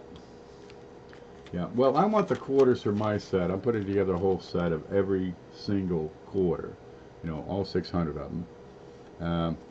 And I'm actually doing this, well, kind of doing it with the dollars. I just happen to have a whole bunch of the dollar coins because I've been breaking up the proof sets to get the quarters out for CJ's holders. But anyway, I already have the pennies. I can't find my damn scissors, so we'll just skip that. How much of the rest? We could just auction that. but I keep the dollars and the quarters. If you want to give me a minute, I'll try to hunting them darn scissors down. They have to be here. Wait a minute. Are they over here? No. In there. No. Where did I have them last? Not over there. I was cutting a box. Yeah, but I used the scissors, the slashers for that. I was cutting the legs off those jeans really short. I can't find the damn things. We'll just skip that for now. No problem. We'll move on. It's 10 o'clock. Nobody tells me anything. Okay, let's find that water again. Running somewhere? I'm trying to find it. I need them. If I'm going to run, I'm going to need those scissors. I've got a hallway, but I need to go into town so there's people in the hallway too. They're underneath something. Probably that. It's probably underneath all this. See the way it slides?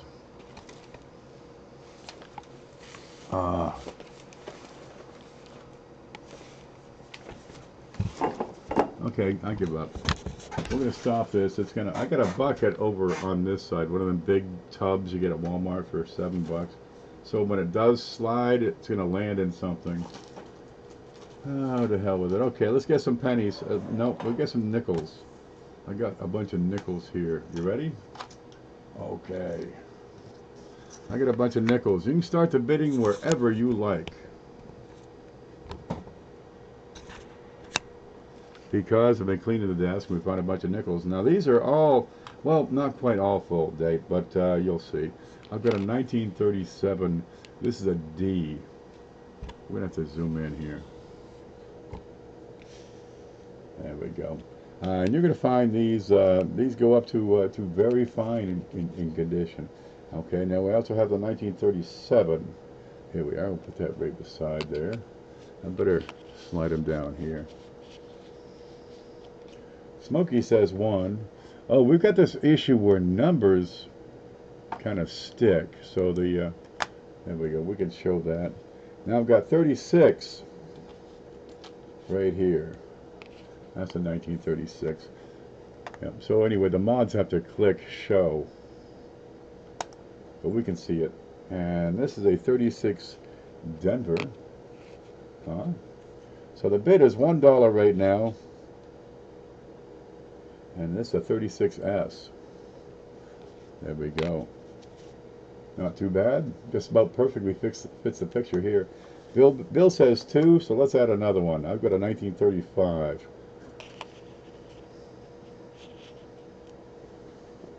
This one I've actually got to look at. Best of luck to everyone. Where's the scope? Right there? That's a 1935S. Ooh, we better look at that.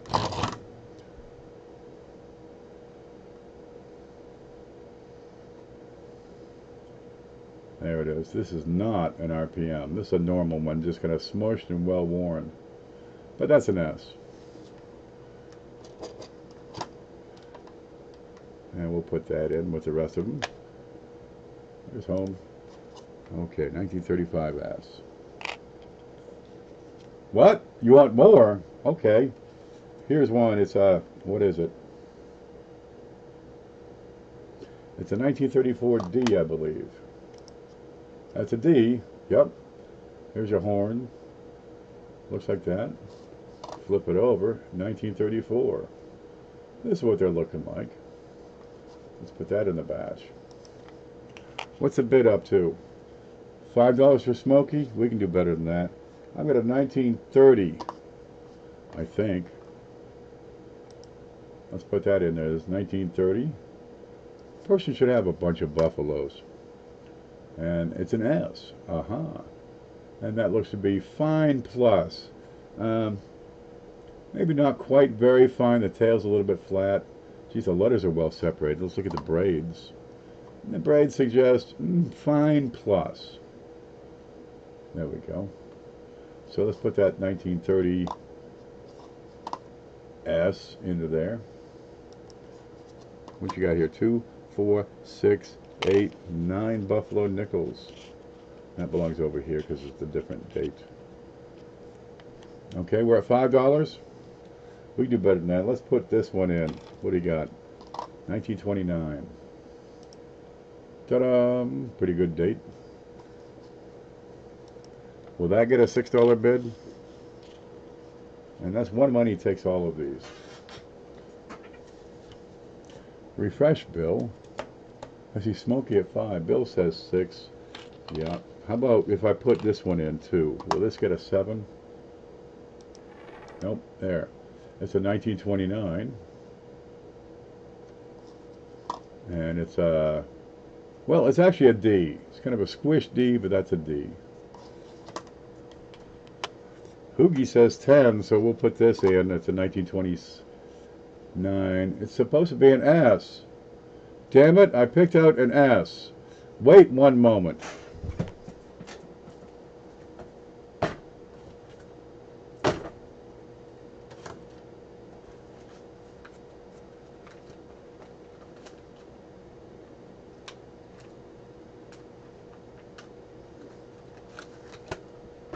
We're going to make this right.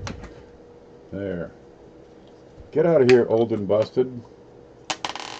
Move over and make room for this. This is actually a 1929 S. And this is in pretty darn decent shape here. Most your horn, good detail, separated letters. Good tail. Let's see, little nick there below the F. Okay, flip it over. 1929, full date, good braid, handsome, proud chin. All the lines of his ancestors. Okay, 1929 S. Hoogie's at $13. Let's put that over here. There, 29 P, D, and S. $13, huh?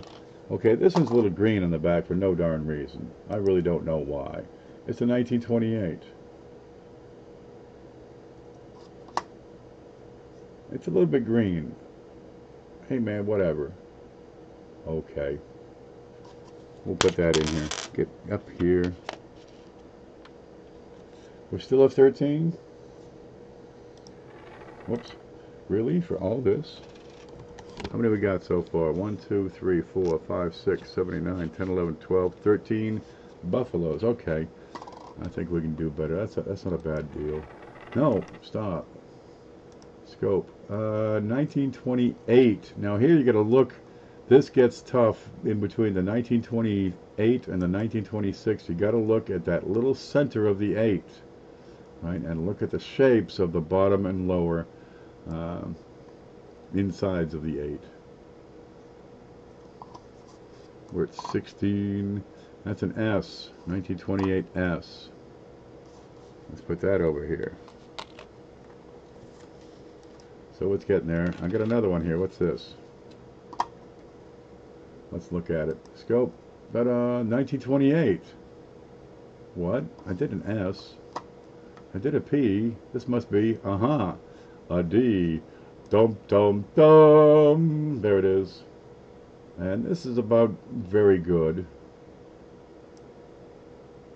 But, you know, good separation of letters. 1928. Full dates. $18. Oh man, I better add more. Okay, what you got here? It's a 1927. You like to count on Sesame Street? It's a 1927 full date. And that's probably a fine horn. A little light mark here. You won't hardly see that. Good separation all the way around. Let's put that in. Okay. I'm loving this. If it gets big enough, we'll just keep on going. Okay, where are you? Where is it? Look at the braids on this. Okay, right now here we got to show you. You see the 6? Nice, clear, sharp, crisp, able to read. Now look on the left side of that 6. There's no dimple. See that right here? You're looking for a nice smooth line. Now the 1926S is a peach. This is plain. The 1926S is one of the keys to the series. Okay, on the 28th though, these dates wear off real easy, so you have to look for this dimple to tell the difference between a 26, and also see the top looks like an upside down D and a circle on the bottom. There you go. The bottom of the 8 looks like a D, and the top of the 8 is very tiny. Okay, but it's got the dimple. When these dates wear real bad, you gotta watch for it. Okay, let's put those away. Is that right? Here's what we got so far. And that's one money buys all. $20. I'm gonna move that. That's gonna have to go right now. Let me move that up there. I moved it up on my little line over here. Okay, this is a 1925, and this one, the dates, oh, it's easily readable, but it's starting to wear pretty heavily.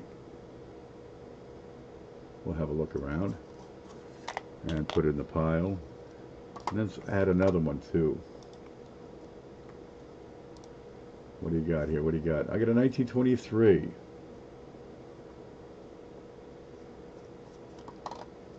Okay, what you got here is a bunch of buffaloes, well circulated.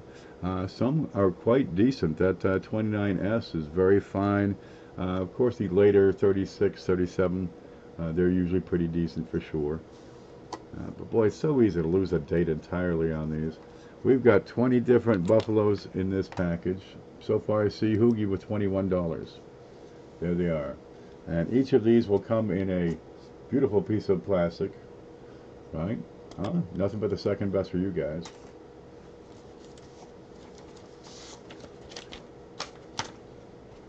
I should have got that Buffalo book after all. Man, don't get the coin, get the book. And once you get the book, ain't nothing going to stop you from getting the coin, let me tell you. Man, you read about it and it just feeds you, feeds the hobby. We got 22. How about a $25 a buy it now? I think that'd be good. And Melissa Hoovery says 25. 25 is good enough. Now, I probably have your email address, but if it was like 2 days ago, there's probably 100 that have come in since. So if you would, send me your email address so I can get you an invoice. Because otherwise I got to hunt, and you know, I got like, you know, the property tax thing in there. I got a letter from the sheriff in there. I got, you know, like 6 chicks that want to kill me all sending me email. I get Rashida. Come on, it's so easy to get buried in that email. Okay, I'm going to set these aside. There we go. A couple of those are real decent. A couple of them are kind of light, kind of weight. The 23 and 25 are a little soft, but some of those are excellent. It's the start of a set. That's the thing. It's just the beginning. Where you take it is entirely up to you. Okay, here's a neat group. Yeah, this is them. And this can be tougher because a lot of them are carded. Alright, we're going to start off with a 1902 Indian penny. Alright. You know, I can't keep a war nickel in the house for some reason. They're old, wore out, and I got one guy that comes by every now and again and says, you got any, you know, scrap silver? I said, yeah, I save it all. Usually the war nickels make it in there. He takes them. You know, I get $1 a piece and they're crap. Okay, 1902, this is going to be in good condition. The whole idea is give you, you know, an Indian in there. Let's add another coin here. And this one, well, I've been cleaning the desk, by God. And look at this. It says BP 121. So this is from like, you know, 3 summers ago. Okay, it's a 1912, and it's probably very good or so. And we can get in here and look. And you can start bidding where you like. I'll just keep adding to it. Scope. I'd have to take that out of the plastic. And this is probably good for $1. If I can... Where the heck is it? There we go. It's 1912. Alright, a little extra detail here. Lots of contact. Lots of circulation marks.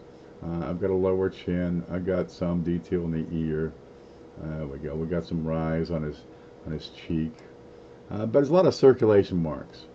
Right? Can I get to very fine? No. Can I get to fine? Well, probably not. I got a couple little dinks here, but it's a decent 12. Here you go. You got some lines. A little weak on the left side, but lots of contact marks on this one. No matter. It's a decent 1912. Let's put that over there in the pile. Okay, $2. Is that $2? Let's add this one. This coin has been cleaned, right? Now, cleaned is... Dude, don't clean your coins. This, if it had not been cleaned, I'd be selling this for probably 25 bucks. It's a 1912S. And we'll put that into the scope so we can see, but it says right here, cleaned. Oh! That's like screamed. You gotta run from these. But it's a better date at 1912S. But the finish, it's gonna be 50 years trying to retone, and it's probably already got those in. And have a look at some detail. Yeah, you got some detail here. If it weren't for cleaned, this would be a fine coin and probably a $25 bill. Okay, well, we're just going to put that in the package over here. So you get a bunch of wheats. You see where this is going? You know, a lot of people that like to collect wheats, but they have a hard time making the plunge, right? Taking that next step from, you know, hunting through rolls. Because you can get a lot of them in rolls. Just go to the bank, drop in 25 bucks, you'll get, you know, 10, 12 wheat pennies. But you're going to get some of these dates, you know, at some point you just can't go further back until you start buying. You got a lot of bills, you're putting the kids. Is it right to be buying coins when you got 2 kids in the house you're trying to put through college here? Let's add a 1915. This is in good condition. Lots of contact marks. Much like that 1912 we saw earlier. Okay, here you go. Well worn, but the wheat lines, the wheat ears are separate from the rim. Where'd my little pointer go? I lost it. Pointer. I think I threw it off the screen. I can't seem to get it back. Huh. What's that do? No. There's no... no matter. We can look at the right side, and we still have some distinctiveness between the rim and the wheat ear. And what was that? 1915 is actually a better date than a 1915, well, D anyway. The S is a different story. Okay, let's keep on going. Because what we're going to put together here is a, you know, kind of a little package, a whole bunch of different dates. 1915 D. This is in cardboard. So I'd have to break out the cardboard to see it, but really we're looking at a well-circulated 1915 D. Good condition. Nothing wrong with it. Nothing great with it. It's pretty well worn. But have you got a 1915 D? You know, filling a complete set of Lincolns, it can be done for a couple of grand, really. I mean, the cost of a used car. You know, a decent used car you might get for your kid when he's first learning. You know, until after he crashes it, and then you can get a better car. Okay, now you're looking at a couple $1,000 will get you a set of Lincolns. Here's a 1915S, and this is not the best of shape, okay? Don't get carried away in the bidding, because this is not all that great. The 12S, not that great. But you know, for somebody putting together their first complete set, these are indispensable. This one's just plain damaged. Gosh, where do you get them? You can't, well, it's tough to sell these things one at a time, because these are, you know, these are good for 75 cents, some of them. You know, maybe $1 sometimes. What do you got, 1916D? So I think the best way to do it is just put a bunch together. And this is in good, and that's a little bit better on that side. The left ear is always a better one. Okay, 1916D. And that's in good, a little better. Yeah. Let's add another one. You can keep on bidding, because somebody's going to win. It's a 1920S. And it's got some graininess to it. But it's pretty well worn. This is in good condition. Have a look at the back. Bill says 12. God love you. Now you get into the 1920s, getting the reverses sharp, that's a trick. They wore those dies right out. What are we at here? What are we at? Let's spread them out. Okay. We'll get the 2, the 12, the 12S, the 15D, 15S, 16D, 20S, the 15 up here in the corner you can't see. Okay, here's a neat one. This is a great date, right? It's not super expensive. It's a 1923S. It's not super easy to get either, but these things are hit or miss. You're going to get one that's just worn out. I mean, just wore the feathers off the duck. All right, here you go. Or is it going to be crisp and sharp? 23S is you're starting to get into a tougher date on that one. Let's put that in the package. How are we looking so far? 1, 2, 3, 4, 5, 6, 7, 8, 9. All right. What you got here? 1925, and it's in fine condition. There we go. Look at the back. Some lines. This will look handsome in your folder, or your album, or your binder. Let's put that in. Okay, we're going to start covering up dates. Time for some water. Smokies at 13. I've been saying I got to clean this desk. I got to clean this desk. And the desk is just fraught with these. Fraught. Who talks like that? 1925S. There you go. In better shape. You got some doo-doo going on the top of the hair. But they also have some separation between the cheek and the jaw. But the back is, well, she's probably going to be pretty worn. No. No, I've got good lines on this. Geez, maybe I should keep it. Getting these sharp lines on a lot of the 20s is a toughie.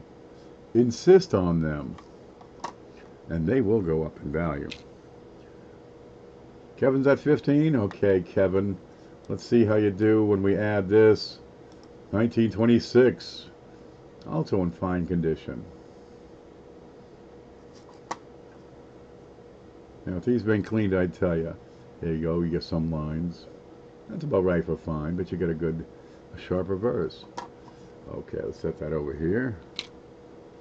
Okay, here's one. It's going to be a little tougher to get a lot of times. This has some scratches on the back. Let me show you this. Where is it? We had one. I swear it was here. Find it. Look for it. There! There it is. You can't miss it there below America. That's a pretty good gouge. This is a damaged coin. That's too bad. You have some lines on the ears. That's a 1926S. Okay, this starts to get into, a little tougher than the 23S to get a hold of. Are we going to see through the plastic? I don't think we're going to see through the plastic. 26S.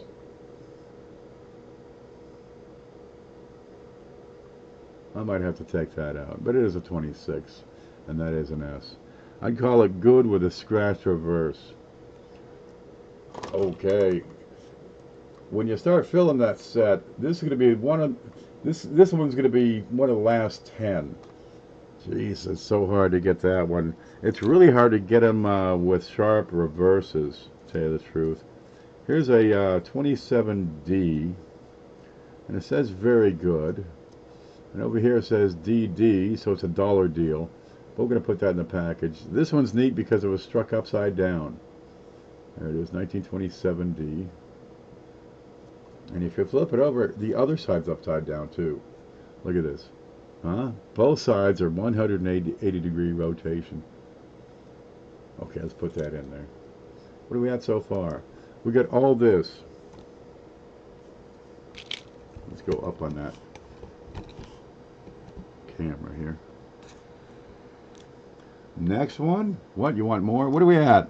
$20 for Smokey. Okay, good. 20 for Smokey, and we're going to add this. It's a 1928S. It's in very good condition. There you go. Nothing wrong with it.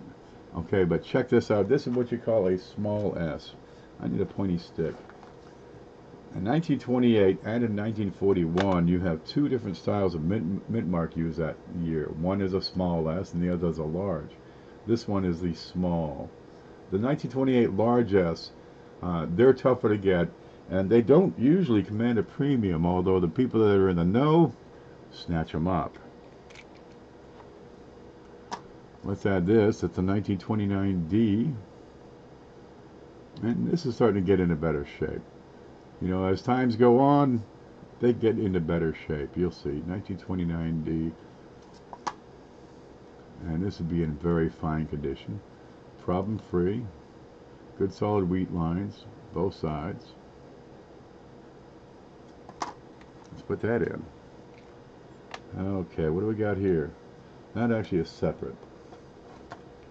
Alright, this one has some damage on it, as I recall. Yeah, oh gosh, roller marks. Are you fooling me? Okay, that tells you this coin was in circulation for probably 40 years. Right, here you go. I mean, you got great shape on a 1933, but you got roller marks somewhere. Where's the roller marks? That must be it on his vest. Hey, in here. Roller marks? Well, that's what it says. Where's them loops? Let me look at this real quick.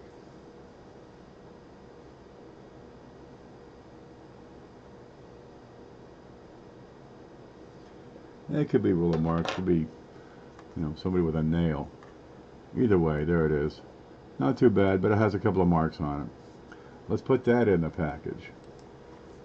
Alright, let's get this over here. Put that back in. 1933. Alright, we gotta add, you know, you need a steel penny. Wouldn't you have to have a steel penny? Let me get that out of the holder so we can get up. This has not been reprocessed. This is the original surfaces. I'll show it to you over here first. That is original mint luster on a steel penny. I'm not lying. I got a whole roll of these from Sky Smith, and they're the best looking things I've seen in years. Probably 20 years. And you can look at it too. Give it a second, the camera will adjust the lighting. There you go. They are beautiful. I've been getting $8 a piece on these. And that's what a steel penny should look like. Okay, let's make sure one of these gets in there. Let me flip that over to the other side. See, look, I didn't even touch it there. Check out this. That's as sharp as they come. You can, you know, look for marks on it. Okay, let's go in the package. I'll put that in here. And I got one last one to add. This one has a spot on it. I've been getting several dollars for these. It's a 1946, but it's a spot somewhere, so we're going to have to hunt that down. I had marked that as a dollar deal. Let's find it. There it is, right there above the date. Alright, it's got a spot. Damn it. That one's ruined. I bet you got a brilliant red front to back. But a few discolorations. Just a few minor spots. Okay, what's the bid at on that? Because one price is going to take it all. Is that all right? We got an Indian penny in there. We got a whole bunch of each. Right? Oh, damn spot.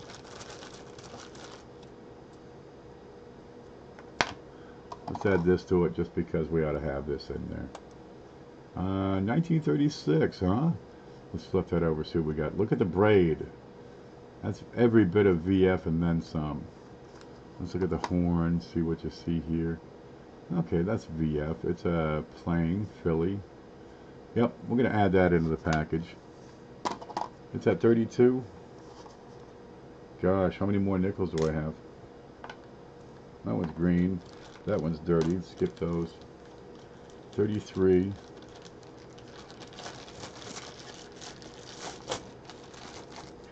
Let's see what this looks like. That looks okay. Let's add this one too. No, we can't add this one. We already got a 1936. Okay. How about that one? Okay, we'll add a 1920. Plain. Pretty well worn. Alright. They still bidding or do they stop? They stop? Because I'll stop adding. We'll call it good. And we'll throw in another buffalo nickel. In case you got 3 kids, they can fight over who gets this one. There you go. Let's call it Cindy. That's a decent little package there. You got some wheats going back into the teens. You got 16D, 15D, 15S. Let's see, the 12S, but it's been cleaned. Sorry, but the 12S's are going to be kind of tough, you know. They usually go for 15 bucks all by themselves, even cleaned. I find the early S mints, you can get 2/3 value, sometimes a little more, even on screwed up coins. We're sold to Robert Grabbit for 34. Okay. 34 to Robert. And I'm gonna pull up a bag so we can contain all those. They're all in one place. And we got 3 buffalo nickels here for you too. And you got an Indian. A little bit of everything. A couple of real nice shiners. That steel penny. This is gonna be a tough one to beat. You might go 20 years before you get a better steel. This is real nice, but you gotta say, don't mind that spot. Pay no attention to the man behind the curtain. How you doing, Mike? We just sold a bunch of pennies here. Yep, I'm realizing not many people are doing, you know, early starter wheat pennies. Well, there's not a whole lot of money in there. But you know, if you put a bunch of them together, it's enough to make it worthwhile. Besides which, I've got so many of these that's starting to cave in the desk. So either I get rid of them, or I get another desk. So I've ordered several desks because I don't want to get rid of anything. There we go. And I had a box here. I must have moved it. There it is. Yeah, that is Robert's. And a piece of paper, so in case we don't lose it.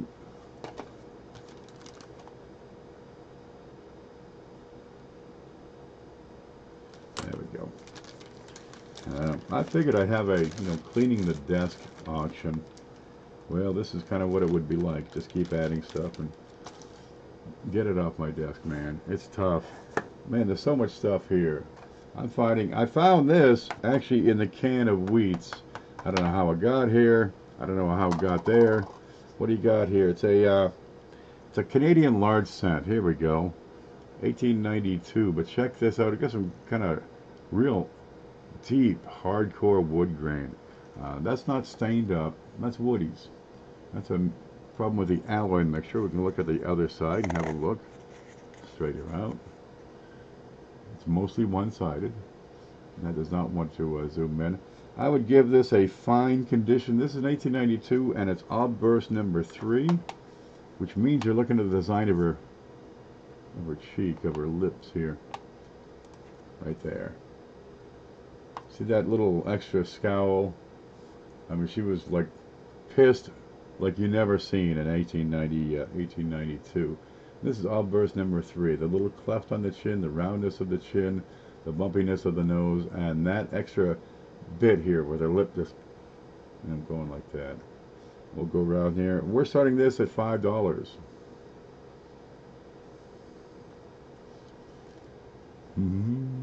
She was not amused. Off with his head. It's good to be the king or the queen. Oop, remember they got parallel axes on these. Get a couple of digs there on the upper right and lower left of cent. 1892 there, and that's a great higher contrast. And it's a fairly coarse, but it has very little coverage. It just splashes of color here. No problem. You can figure $9.50 to $10 is probably about right on this. Now, if you don't have Canadian large cents, you're going to find these are wonderfully collectible. Uh, Very rare. I'm going to look up the mintage on 1892 real quick. Let's see, where's my sheet?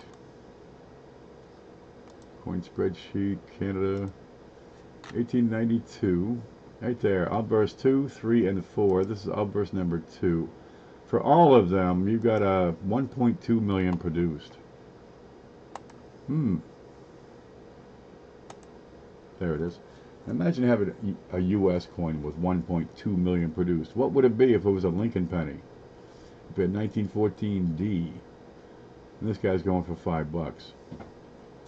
Improper alloy mix, that's right. I've got Mike White at 7. Less than the 24D. Look up how many 14D Lincolns did they make? They made 1.2 million of these.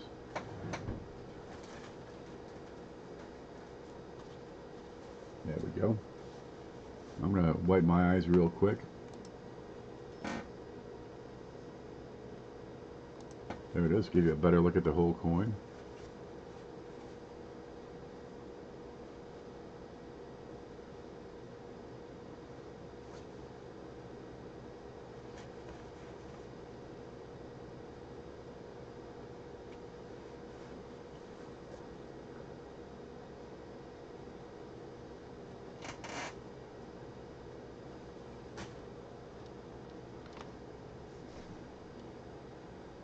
Okay, kids, Sydney, it's time to call that one.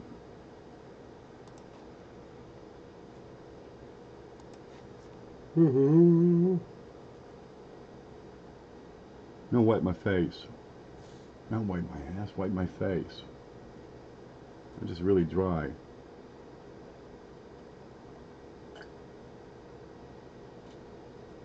There's some coffee for that.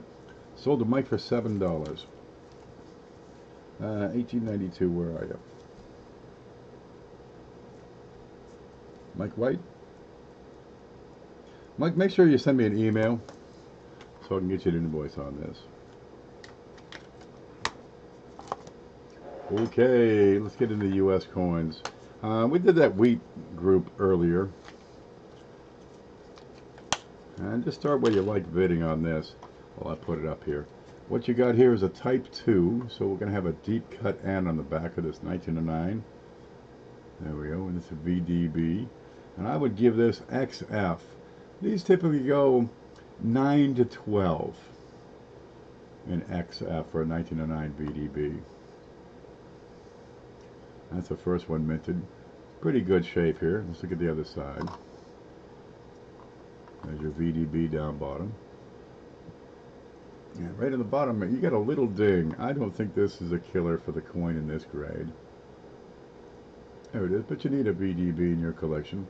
That's what they look like. You know, looks like 3 more mint marks is all it is. We've got full lines all the way around. And I like to see 2 outside lines here. And I've got most of 2 up to about there. And that starts to get weak, but picks up over here again.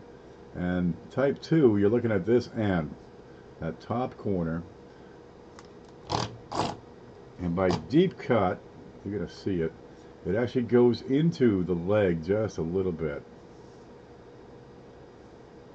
There you go, that's what the deep cut is. In the shallow end, I'll get the difference there and you can see it. That little tight corner in the upper triangle of the end, where it's dark here, it's metal on the Type 1.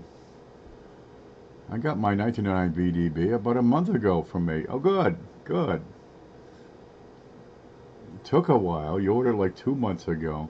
Every now and then I make a mistake and, oops. Yeah, I'm watching Mantic show. No, we were doing a Q&A and late at night, and he says, yeah, I ordered one. I'm thinking, wait a minute. Okay. That's one of those instances where I need to know the difference between your screen name, your PayPal name, your email. Uh, it happens, man. But we'll do what we can to make it right for you. What are we at? 7? At $7 sold to Smokey. Smokey, you got a real good price on this. Yeah, these you can figure 9 to 12 is where these tend to go. You can turn them, probably flip this and put a couple extra bucks in your pocket. Now you hold it and save onto it for a while. These things used to be freaking 50 cents. Dude, $1, right? You get into some higher grades, $2.95.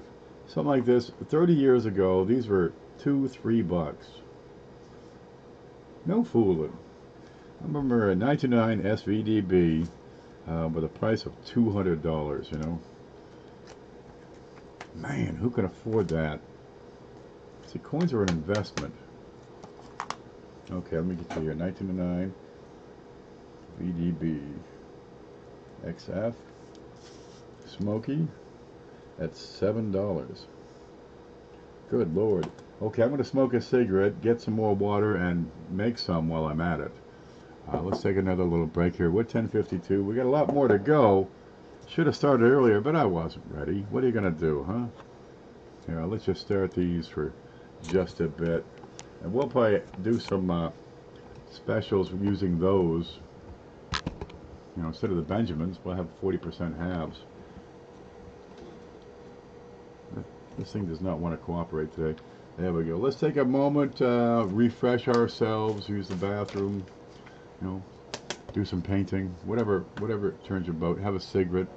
Yeah, it's key to the whole equation. I'll be back in a flash. Where's that fire breathing tool? Huh.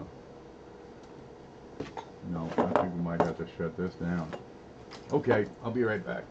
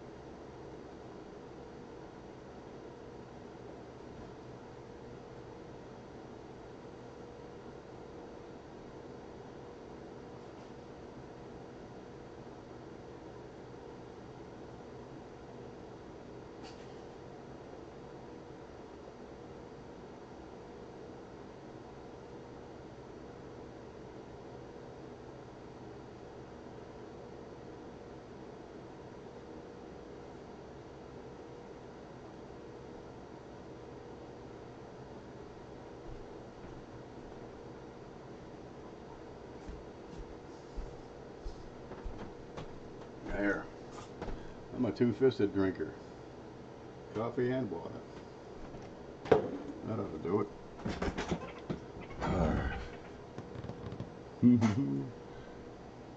No, I'm still here. I had to take a break and get rid of some things. You know how it is. No, not up what you see halves. I got these, and boy, I'm going to go through them, I tell you. 40 percenters, whole bunch of them. What are they, 139? Yeah, 139 of the darn things. Okay. You never know what's going to cross this desk. 10 thumbs down, that means 10 views, baby. Add up all those thumbs down from the past couple of months, and it's you know, hundreds of views. Dude, pay me. Yep, Rashida pays her way. She's worth every penny. Okay, let's look at this one. It's pretty well worn. Right. And that's common on this date. 1922D. We've got a few issues on this one. One, that's slobber. It's well worn. You can see the D. There's no question there, but it got a couple of dings here. This may actually be a lamination. I'm undecided on that one. There's some doo-doo on it. Well worn. 1922, they wore these dies down to nubs. There we go. Start wherever you like.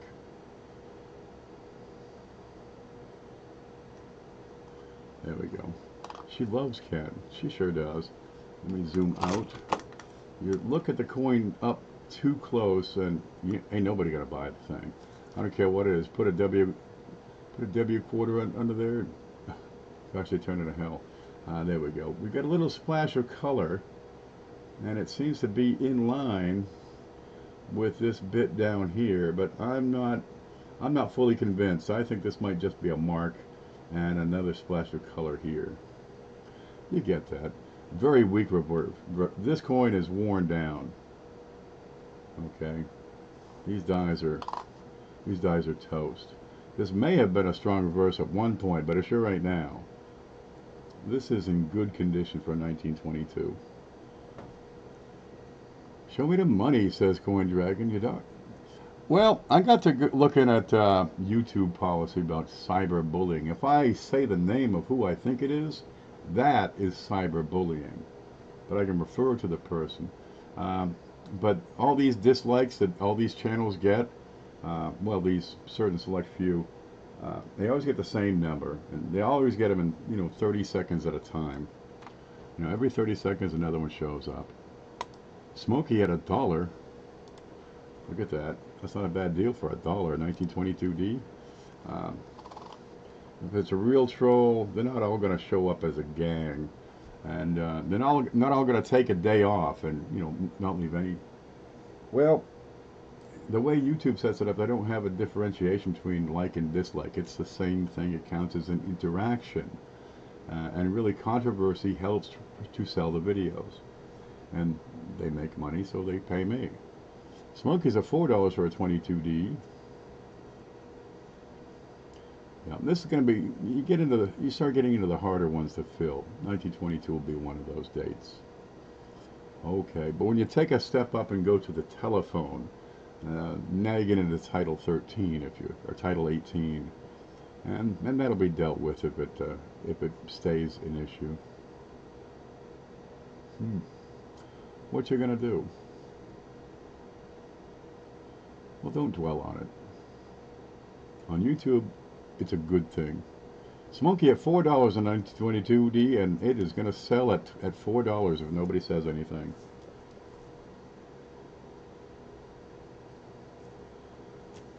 Hoogie says 5. In this grade, 10 to 12 bucks would probably be about right. Bill's out.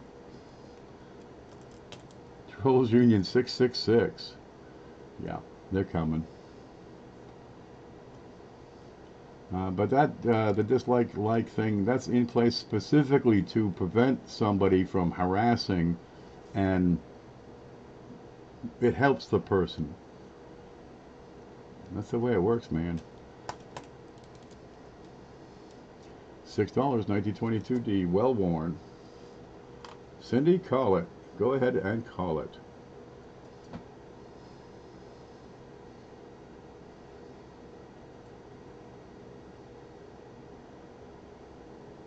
Going once, there it is. Now, how long between when you typed going once to when I said going once? Going twice. There's probably about 6 seconds delay in there. Because we mustn't hurt anyone's feelings. Now, honestly, I invite the person back into the family. Come on back. We'll forgive you. Okay. Congrats, Smokey at $6 on a 1922D. Smokey, you cooked my 1909 VDB and you cooked my 1922D. But that's okay. You're going to put together a decent little collection. Honestly, a complete set of Lincolns is affordable at a couple thousand. It seems, a lot. But if you do that over 3, 4, 5 years, you're only looking at a couple coins, maybe 4 coins that are really tough, right? The 1909S, the 14D, the 31S, and the SVDB, the king of the coins there. What you got here, 1913S in good condition. You get a couple of dings right here on the neck, little vampire bite. That's probably the worst of it. It's good condition. We're going to start the bidding at $5. There we go. And we're just getting real close here to blending in the rim to the wheat. So that's a good 4.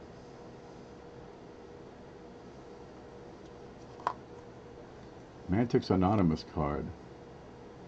Yeah, we in the club.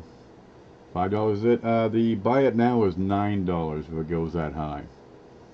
Rich at 6. These early S-mints are tough. They're low population, and they're not quite super rare. But there's a lot of collectors of wheat cents. Something like this is probably going to hold your value real well. The Heart of the Matter. Don Henley's song. Hotel California. That's what coin collecting's like.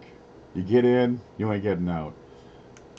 Yeah, it took me, I don't know, 35, 40 years to complete a set of Lincolns. No fooling. 40 years before I got that 1999 SVDB. We're at $7.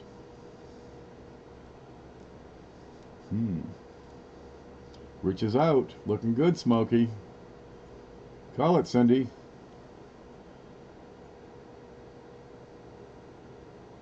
Forgiveness. We're here to have fun. More than anything else, we're here to have fun. And I got a question. Are you having fun if you're doing that, going from channel to channel, just being spiteful? Come on back. We'll forgive. Just stop, talk, work it out. Now let's get back to having fun. That is what it's all about. Smokey steals it. I got you written down here. Oh, 1913S. What'd you get it for? Nothing. Smokey. Yeah.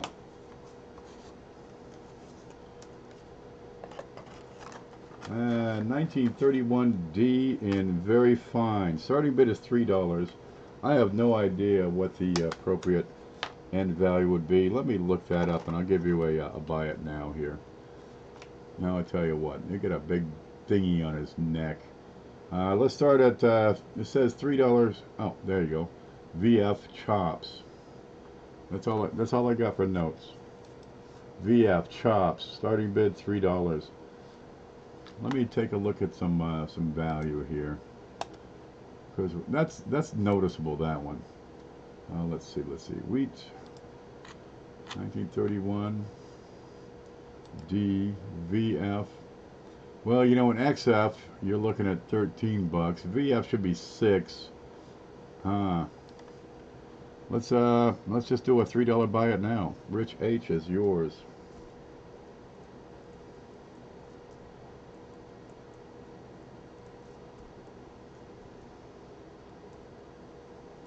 That one's sold. I hate damaged coins. 31D is a good date. When I started getting serious, what the heck's this doing here? Huh?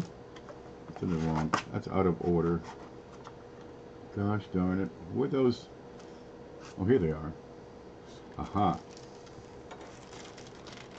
There's a point at which you stop going through rolls and you start getting, you get serious. Let me find that. Because we have 4 coins here. I got a 19. Oops, stop. Come down here. And that's the point when you start to buy. You're not going to get them. You start to buy the coins. 31D is one of the first obstacles you have. You can still get, 25, 26, all the P's. A lot of the P teams, right? That's a 1920 fine wood, 30 wood, 36 wood, and a 39 wood. And let's look at it. Let's see what we're talking about for woodies. When I was trying to get my first set, and I got back to 1933, but I was missing the 32D and then the 31D and S, and dude, there was no way I was ever going to afford an S. I've probably gone through 2 dozen S's in the past 2 years here. That's your wood grain is what's going on in this coin. This coin's in fine condition. Kind of neat with the extra color on there. But 31D, yeah, for $5 you can get a decent one. Okay, that's the 20D. This is one money takes all 4 of these woods. Here's the 30, and it's in a holder. Now this is a mild one. It's not huge. You can start the bidding where you like on this. Cindy likes the wood. There it is. We'll show some color under here better. There you go.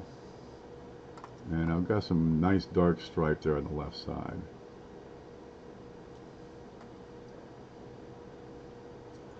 Now it's really kind of neat. When you make the leap, you go from a regular set to a set of just woodies. Frank's at 5. Here's the 36. Aha. That's a bit better. If we get the cover.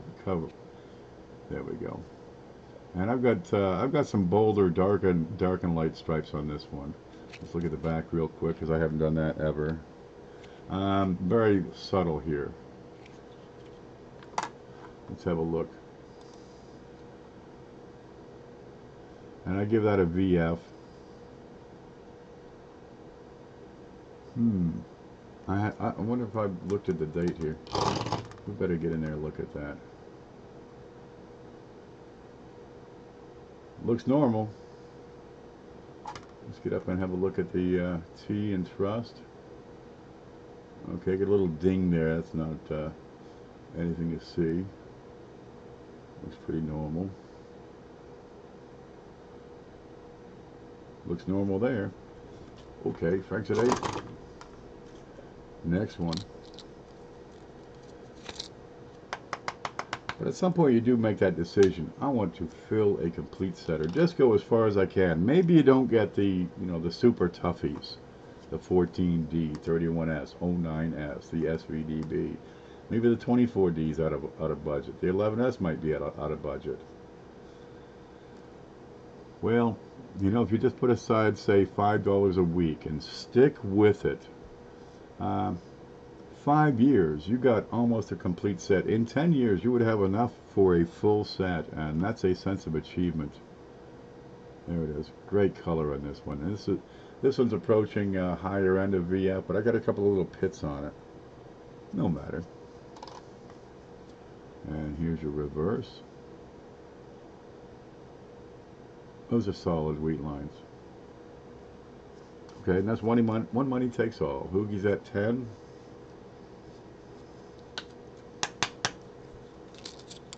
Let's spread those out over here. You've seen them up close. Okay, 1930, 1936, 1920 and fine, and a 1939. Yep. It's not, look what happened to me. I built a set. It's a decision, and once you make that decision, then it's only a year, maybe two. Even if you have a low budget, you can get there. Because by the time you've made the decision to put together a complete set, you've got 3/4 of it anyway. Going once, going twice, and there it goes. Aha! I've lost my nuts on the camera. My bolt.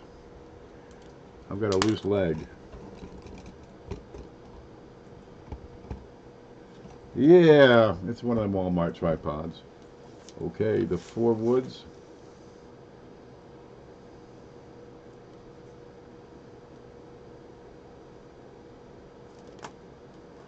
So, if that's all it is making a decision. What's stopping you from making that decision? The money? $5 a week and you're there in a couple of years. What you got here? I can't tell. Oh, it's this one we're doing alone because it's a bit brighter, it's a bit bolder. This is a 1916D with some bolder grain. Where are you here? Okay, there you go. That's what we mean by bolder grain. It's splotchy though, right? There's cross-hatching, there's linear, there's the super fine grains, and then you get this where it's kind of splotched up. It's not quite a uniform graininess. That's a 1916D. I got a better one, so I can let this one go. Splotchy. That's the way they look. I've got good written on this piece of paper.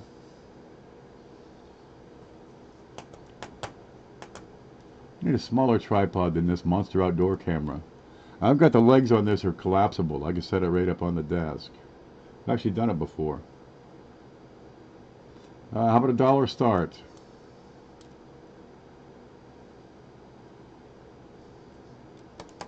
Yeah, paintball did this one.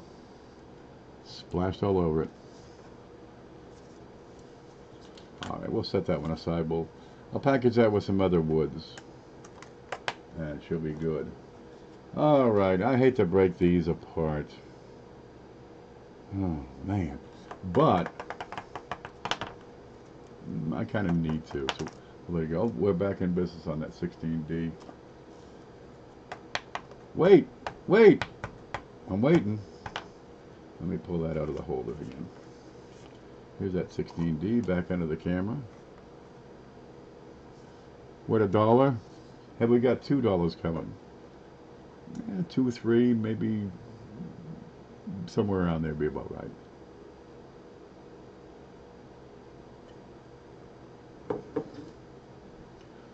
Alright, what was I talking about?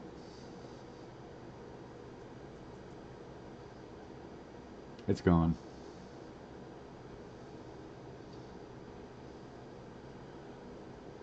Well, Bill says 2. We're going to hear 3. If you're out, it's going to go. 3. 3 for Ronnie Joe. Oh, the tripod. That's right. Yeah. I knock it with a chair a lot. The screws are kind of tiny and flimsy anyway, holding plastic and aluminum, so that's not going to last forever. Ronnie Joe at 3. Wild Bill is out. Looking really good for Ronnie Joe.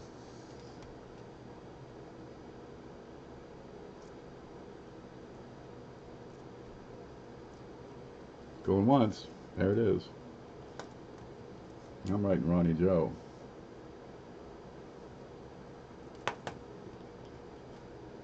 And I got 2 more woods, and I'm going to put them together.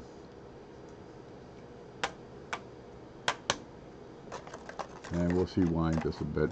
Yeah, I got a much better 1916D. It's serious. Okay, these are different. Alright, what was this? A 1924. Oh God, I hate to see this go. And a 1934. The 1924 is very fine. Here it is, and that's King George V with beautiful grain. Dude, it looks scratched. It's not scratched. That's the grain right here. Yes, you get them on Canadians too. Copper coins all over the world. Here you go. You're looking at the dots up here, and I'm just missing a little bit of separation on a few of these dots. Touch of wear in the top, jewel of the crown, here in the lines, tip of the mustache, and the shoulder, right in here in the bow. Who puts bows on their shoulder of their coats? Hey man, when you're king, you can do pretty much anything you want. And over here, you can see the color. Splashes right through it. And this is XF Plus. Very clean and sharp. Really, this should be closer to AU.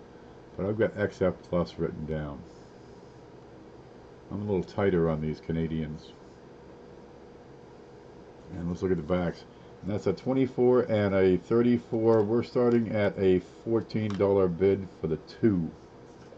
That's one money takes all. Oh, they're upside down. Okay, color in the back of the 24. Bright, high contrast, and everywhere.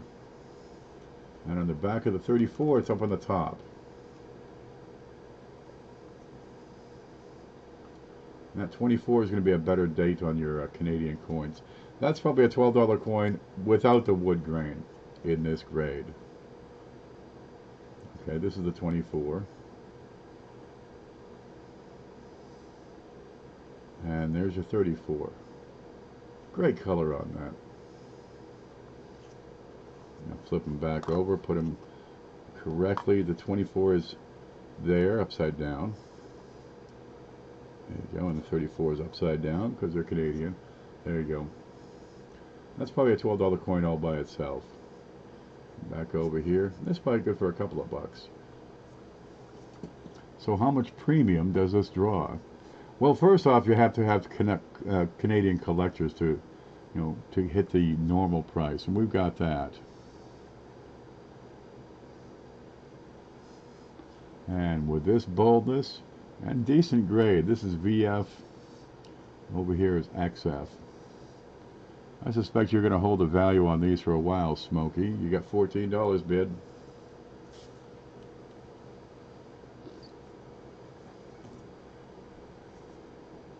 Call it, Cindy. Everybody's quiet. 47 people watching.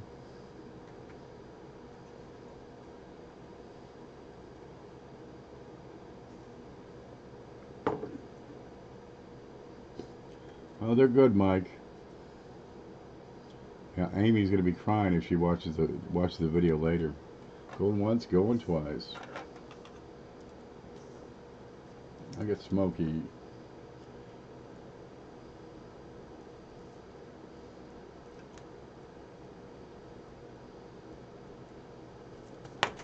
There they are.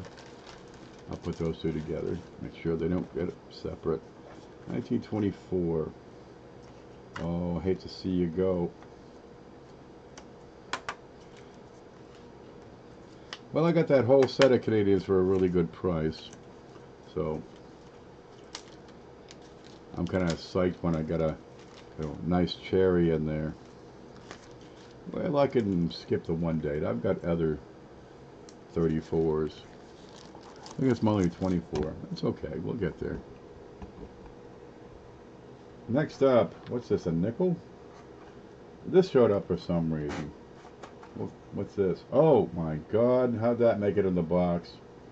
Yeah, okay, let's put that in. It's a penny.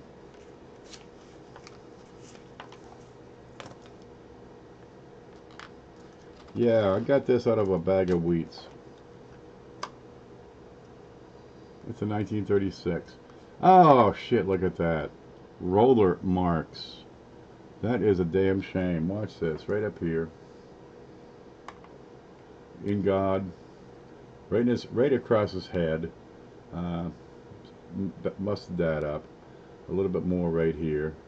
1936. That look right to you, Frank? On a DDO? Are you kidding? Here's the back. I got a few blemishes here in the back. Let's see, on one up here in the rim. This is a damaged coin. And it's a real shame too,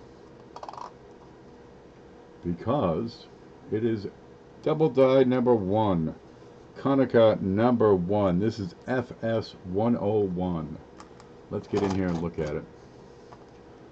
Ta-da! There it is.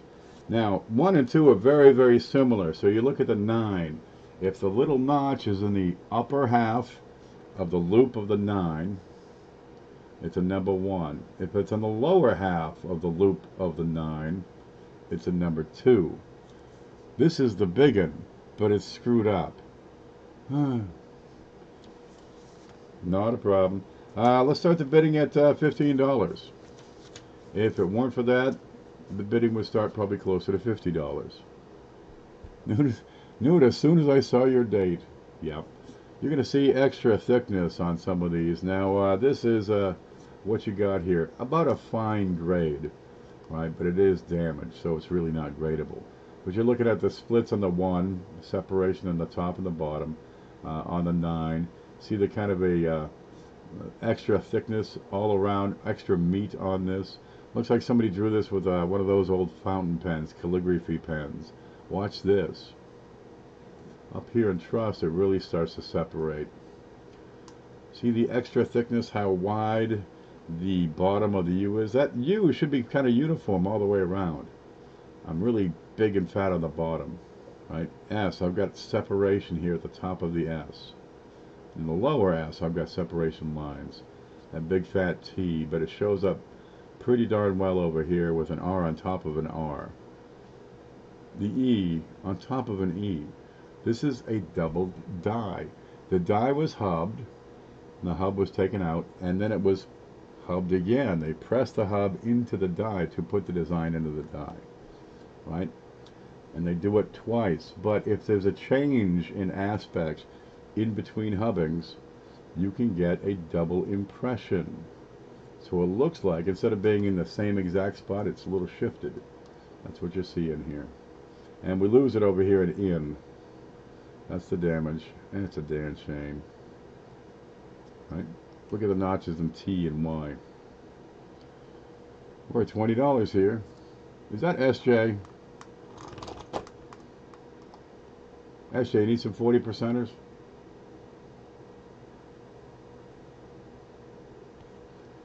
These are better than melt though. We're putting up for sale a 1936 SDDO number 1, also known as Konica DDO number 1, cross-reference to 5S Stanton FS 101. And we got $22 so far.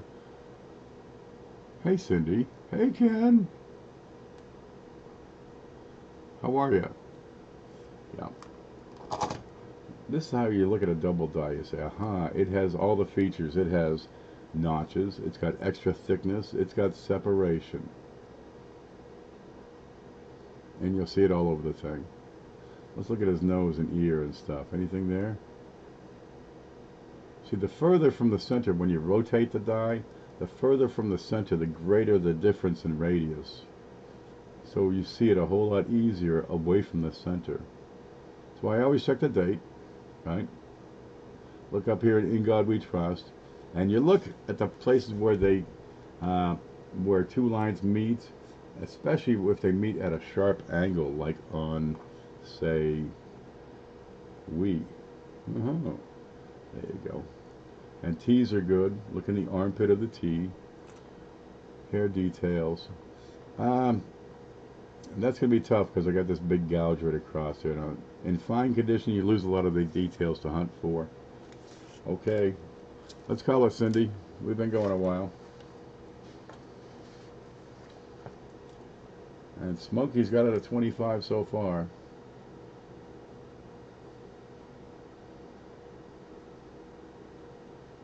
Going once. Okay, 1936, DDO 1.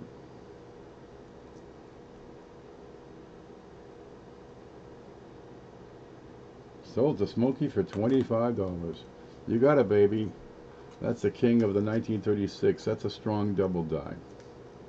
If it weren't for those marks, that'd probably be a $50 to $70 coin. Okay, let's see. What the heck's this? I don't know why I have it over here. Okay, this has some names on it, so I'm going to take that out. I don't know why it has names on it. Okay, I'll get together with somebody and find out why their name is on that. What you got here? Those 32s, right? We got that early bird special, has the 32s. And they come in fine. But this one, I went through that whole roll. This one has very fine. Here it is. Now 32 is the first year of issue. You get a 5-point-something million produced. There it is, 1932. And look at the features on this, especially the cheek. This is called this Q, right? It's like standing in line Q. That's what that is. It's not his real hair, I think. Because, dude, what is going on with this guy's hair? Great guy. Got the, you know, Michael Zoolander hairstyle going. I mean, let's call it for what it is. George, what? There it is. Here, watch. Right in here. You're seeing this line, which is, you know, goes from his scalp to his real hair. Maybe that is his real hair. Dude, they had some freaking hair back then. Let's look at the back and see this thing. What do you got here? This is $9. Buy it now. Nice and easy for you. Look, you get feathers. Wings all the way down. Mint mark would be right in here if there was a mint mark on it. That's a 1932, very fine with a $9 buy it now. Because otherwise I'm going to put this in the big show. And she'll go. Let's look at the color real quick. If we can see the color real quick. There you go. You've got some original luster on here. It's slightly subdued from being circulated just a bit. Cindy says you buy it now. Cindy, you do understand you get 1%, right? We're going to add up everything and you get 1% at the end of the day. 1932 VF 9 Cindy. So I'll adjust your receipt for that. You've gotten good stuff, you know. You know how it is. You got it. What the hell's this? There's two of them. Let's put these two together. 1930. And I think the other one's a 1929. I had a problem with a pen. I couldn't find my Hoogie pen, so I used a regular pen. And for some reason, I mean, they just, you know, what the hell is this?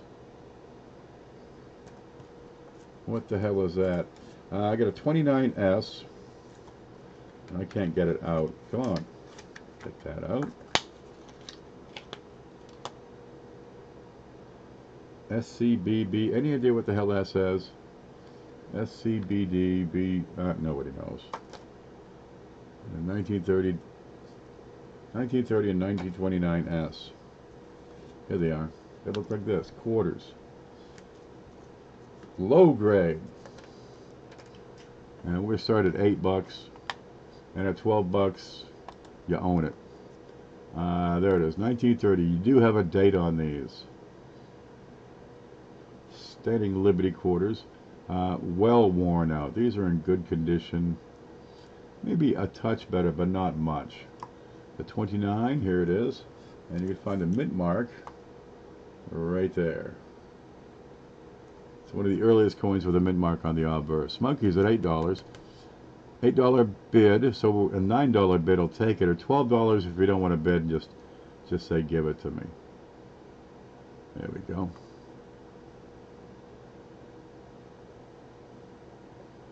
Not much of a head on her. Let's look at the back. 1930 is on the left, 1929S on the right. This is the 1930 $quarter eagle. You got some feather detail, but this is pretty well worn.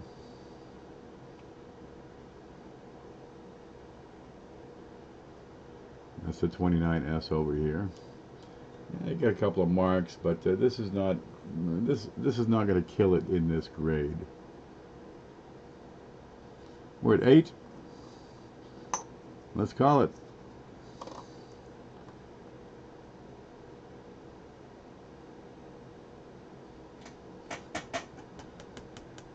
I have no say about the operator. The operator? You mean Hoogie? He's okay. Just keep your hands and fingers away from his mouth.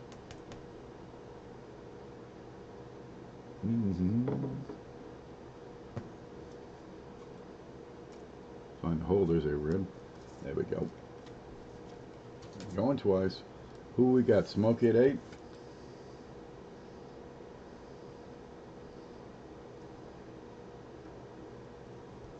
And 8 for Smoke.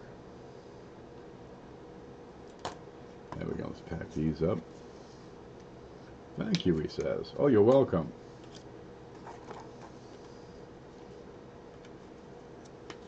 $11:30. I really need to get ready earlier.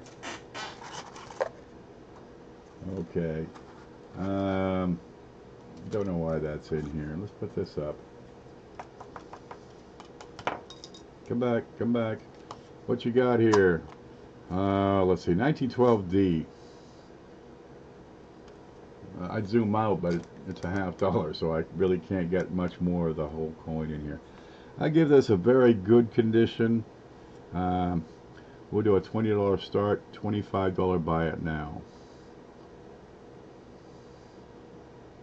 And we should have a couple of letters in very good. Let's see, there's L-I-T-Y. But you do have some leaves. It's not just a profile. You get the bottom of the ear here. Starting to see some temple. Look at chin line. 1912. Let's find a D. Give me a D. D. Okay, we've got a good solid rim all the way around, which is the delight for these coins. The profile is really low on these. Almost complete. Little light on the second U, but it's there. And we got some shield detail feathers coming up about halfway. That'd be about right. And starting to see some splash down here. We'll go around the rim there. Had my hands full of potato chips. There you go. The Eagles' wingtips are fully clear of the rim.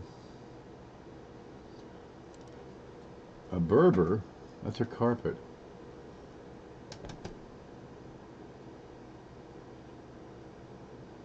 $20 bill would take this with a starting bid.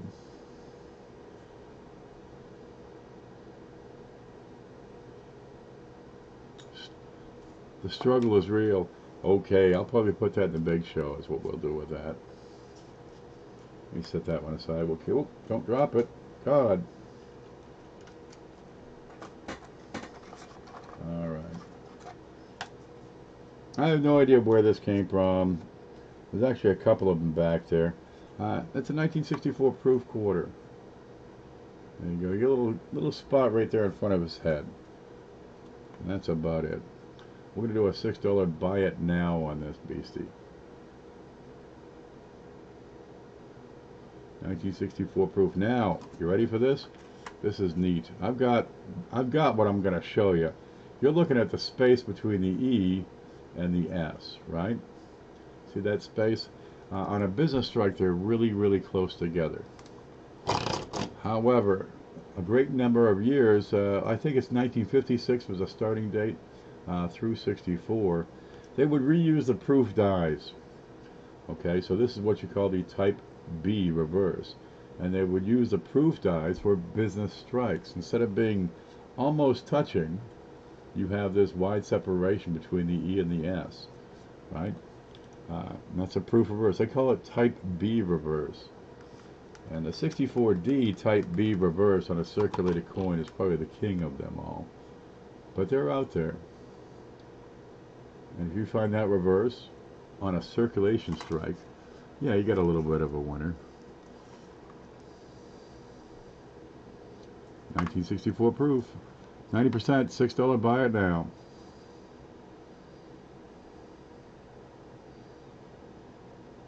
Speak now, forever hold your peace.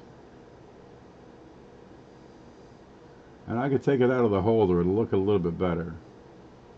I see a few minor striations, but they're in the plastic. $6 for Robert. I'm sticking it in my page. I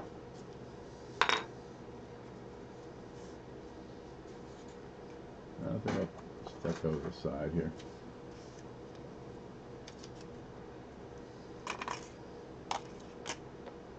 There it is. 1964 proof.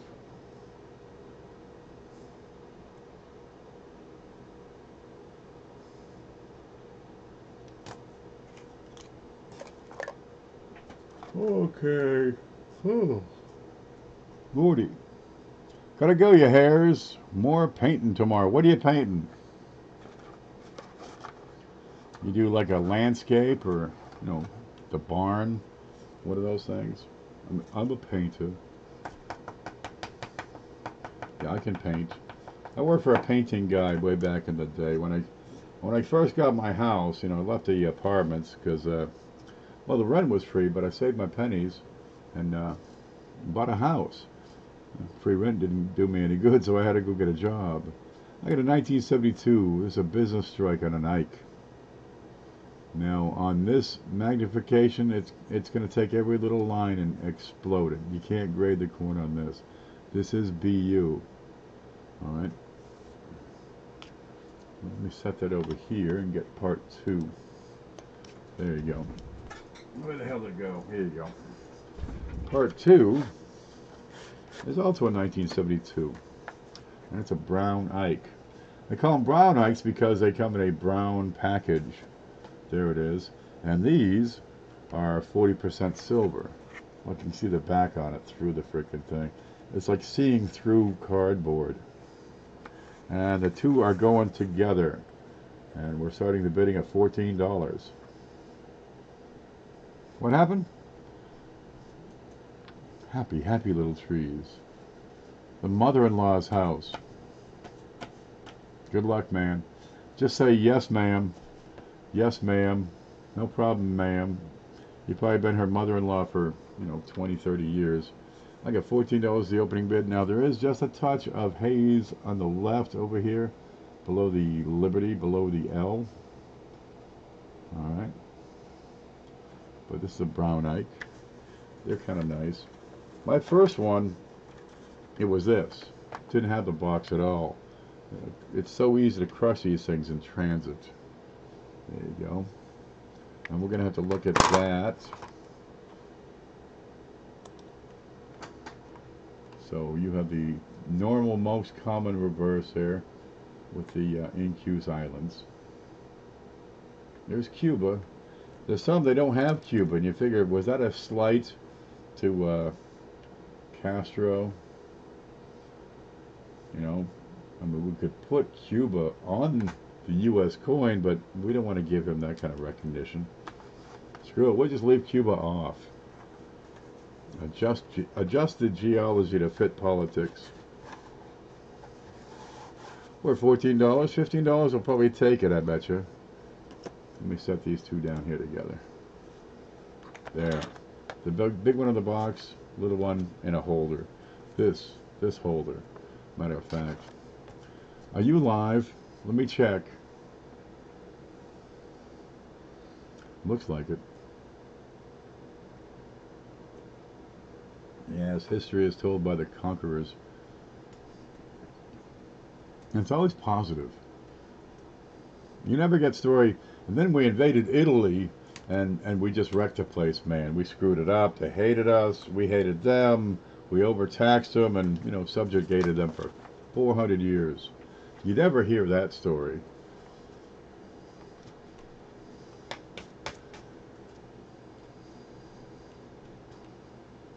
Reaches at 14. Let's call it, Cindy. Yep, you get 72. This is clad, and the 72S is silver.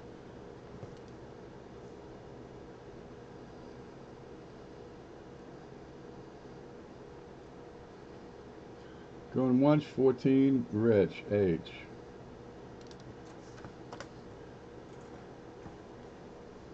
Going twice. I'm pretty confident that that's going to go right there. Let's get that put away. Yes, I hold it by the rims. There we go. I'll set that right up here on top of this. I'm running out of space, man. Yep, I'm running out of caffeine. Oh my gosh, look at this. I got these Benjamin Franklins, right? And we put them in the that little early bird. Let me retouch on that early bird. Where'd that go, by the way? Is that an early bird? No. Where the hell did I put them?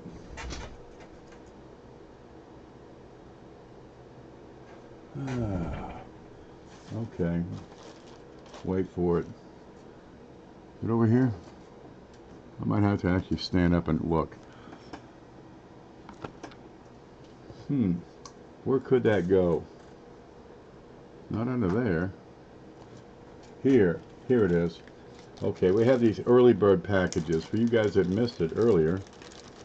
Okay, we got a bunch of coins all together in one set. It's $24, takes them all, right? I've got 2 nickels, a 2002S, a 1981S, right? I got a penny in here, a 1964 proof Lincoln, real sharp ones. We got a 1932 Washington quarter, first year of issue and fine. This is $24, takes them all. We're going to have a Benjamin, okay, it's going to be AU in the 60s, probably 61, 2, or 3. I went through a bunch of these. I was pretty stoked. And one thing I found is coming up. Okay, we're going to have a Buffalo nickel with a full date, but I don't know what the date will be, right? We're doing potluck on the dates. And the same thing with a circulated Mercury dime. Neither of these coins will be screwed up. Won't be the holes, won't be the scratches. It'll be good quality, decent coins. And a 1971 D Ike, brilliant uncirculated. Ta-da! They made 68 million of these. And all those coins are one money, $24. Now there is shipping involved. If you would like one of these early bird sets, that whole thing, a Buffalo, a Merc, an early Washington, an Ike, a couple of proof nickels, a proof penny, and a Ben Franklin. $24 takes them all. No mint sets that year. That was 82, 83 with the no mint sets. All for a 24, that's right. Well, anyway, I got all these Franklins. And you know me, I can't leave a mint mark. I can't leave them well enough alone. So I got to looking at them all. Victoria Carter's going to take one. You've got it. I've got, what do we got? 9 left. You got it.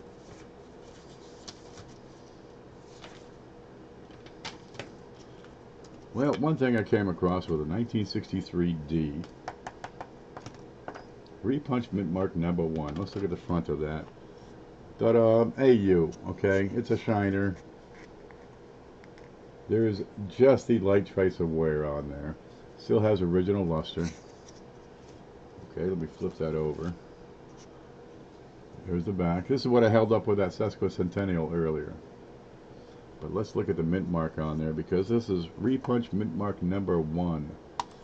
Ta-da! Somewhere on here. We're gonna have to go in. Boy, I hope this shows up. And you're looking over on the right side. A little extra metal on the right side of that mint mark. Okay?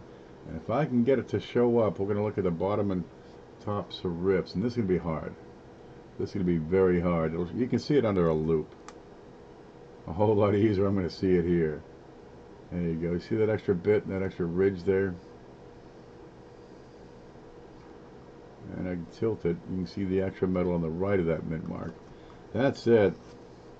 They're not too exciting. If you like, we can start the bidding at $10. If it reaches 20, I figure that's good enough. Where the hell are we? Where is the D? We've lost it. Somebody call for help. There it is. I'm trying to get a look at that upper mint mark. There should be a little bit on the back side. I'm not going to be able to see that. Okay, well, it's consistent with RPM number 1. It has the die markers as well. It's a peach. It's that extra bit of metal on the right and on the bottom. Help me, says Bill. 10. T0. $10. Let's zoom out. Help you with what, Bill?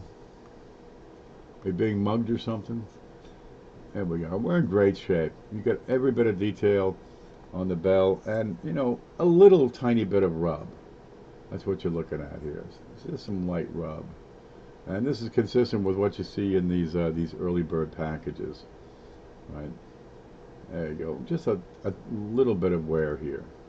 You know, one guy spent it maybe twice, and then somebody kept it, and they melted down so many of these. And this is a 1963D. Is that FBL? An AU? It's not FBL. What's going on in his head there? Circulated lately. Has some contact marks. I'm going to see what that is. I missed this earlier. Come back up.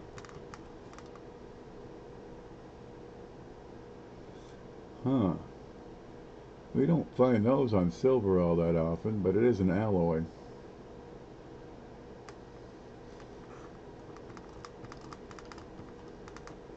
I give it AU, not full bell lines. But it does have a little bit of a lamination here in his head. I didn't see before. There it is. Teeth, normal. That's a normal Ben Franklin lips and gums.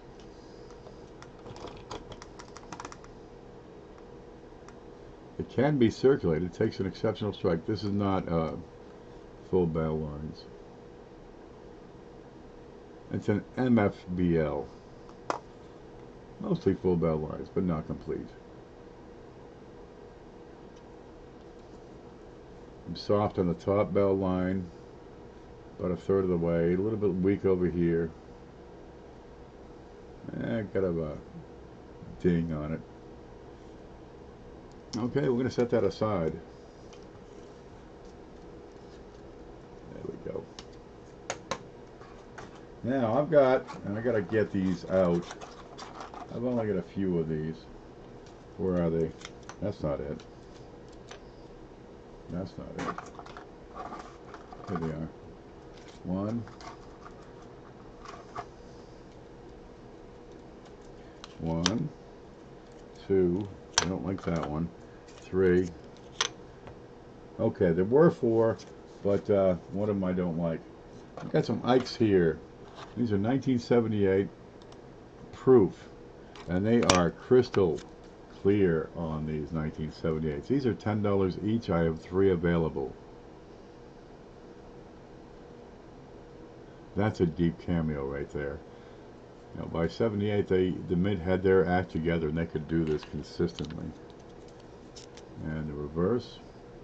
Dude, that's as deep a camera as it gets. Okay, there's my arm. That's 3 feet. And it's touching the camera right there. Alright. So, you can judge the cameo of a coin by how far back you can hold it and still make out the difference between the profile and the fields.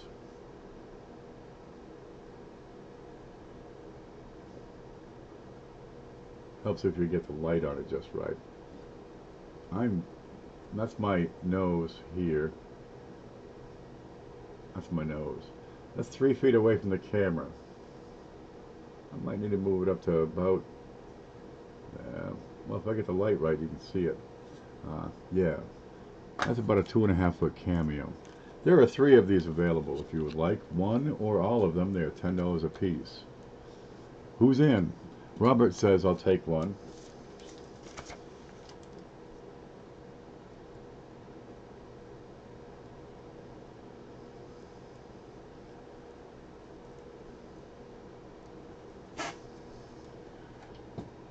Got my nose. Man, This would screw up a 6-year-old.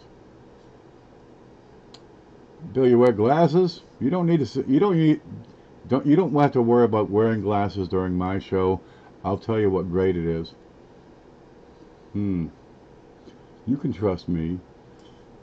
Man, do you trust what it says on the slab? Do you trust what somebody writes?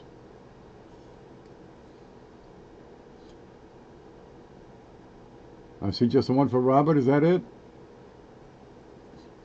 Okay. Yeah. Did you see the? Did you see this thing? Where is it? Here. Hoogie sent this. I could do a video on it. All right. I debunked the RPM. It is an RPM, but it's not RPM number 6. Huh. You can't always trust what's written on the slab, even when a certification company, writes it on there. You can't do it. There you go. Now the grade is right. I fully agree with the grade. All right. I actually might go BF25. Good coin, good nickel, but it's an RPM number 1, and nobody's nomenclature. Sorry, nobody's nomenclature for 6 would give this. Matter of fact, it's really neat because using Wexler's figures, he cross-references to Konica, and Wexler has 2 1935 mint marks, S over S, that 2 different ones that reference the same Konica. Errors happen. Well, watch for it. But a lot of unscrupulous sellers will take a coin and write XF or AU on it, and they'll list it with the right price, based on VF or whatever the grade actually is. It's a tactic to entice people to say, "Oh, what a great coin. I'll pay top dollar for that." Is that it? Okay. I've got 1 sold. I'd pick out the best, but these are all equally wonderful. And that's going to do it for tonight. That's everything I've got, unless you want to go back to bidding on these Kennedys. What do you think? $400? Take them all? You got 1 chance, because otherwise I'm going to break these up and put them in year sets. I'll do 65 through 69 with the mint marks and hunt them down for varieties. I'm going to add that one to my melt bucket. It's got a hole in it. I think that's the only one worth melt. There's a couple of these are green. We don't know what that is. Kitticock is going to take an Ike for 10. Kittidoc. Kittidoc, do me a favor and send me your email address to my email address. Say, "Hi, I got that Ike." I'll get you an invoice, but make sure I know what your name is so I can cross-reference your real name to your email address to your screen name. Kittidoc over here. How much for a roll? I haven't done the math for that yet. Yeah, I'd rather search those. Mantic does $half roll searching shows. I figured I could do 1. I don't do $half enough. What's your shipping in a 5 proof set? It's probably going to be $8, Bill Betts. I'd have to go through these things, find out which ones are yours, get them over to the scale, weigh them up, and come back. But you can figure 5 proof sets is probably going to take you over the 1 pound limit. Let's see what we got. Let's see, 99, 2,000. Okay, both of those have the quarters, so you got 4 slabs in there at 4 ounces a piece. Yeah, that's going to be over a pound. It's $8 shipping. And a 2005 and a 2003. Yeah, 2, 4, 6, 8 slabs in there, 4 ounces a piece. That's going to be almost 2 pound by the time that's done. Yeah, $8 is going to be the shipping, and that'll be out in a padded mailer and much quicker that way. I would pay to have you search my rolls. I want to do the quarters here too. Coin & Card Hobbyist got some customer wrapped rolls. These are machine wrapped, right? She got some customer wrapped rolls from the bank and pulled out a friggin' Easter egg. She pulled out a 2019 W out of a customer wrapped roll. Somebody had opened up brand new rolls, spent them around. Somebody else had wrapped up what they got and included a 2019 W. They just came out. They're already being rewrapped. That's how fast circulation is sometimes. Tennessee is where she is for that. Sell half of them plus one for 200. These? Yeah, do that. What do you got? 129 is 65 is what that would be for 200. What's that work out to each? 200 over 65. That's $3.07 a piece. That's gonna be a hard one to beat. Robert says, "Give me that last Ike." So you got two of those 78 Ikes, Robert.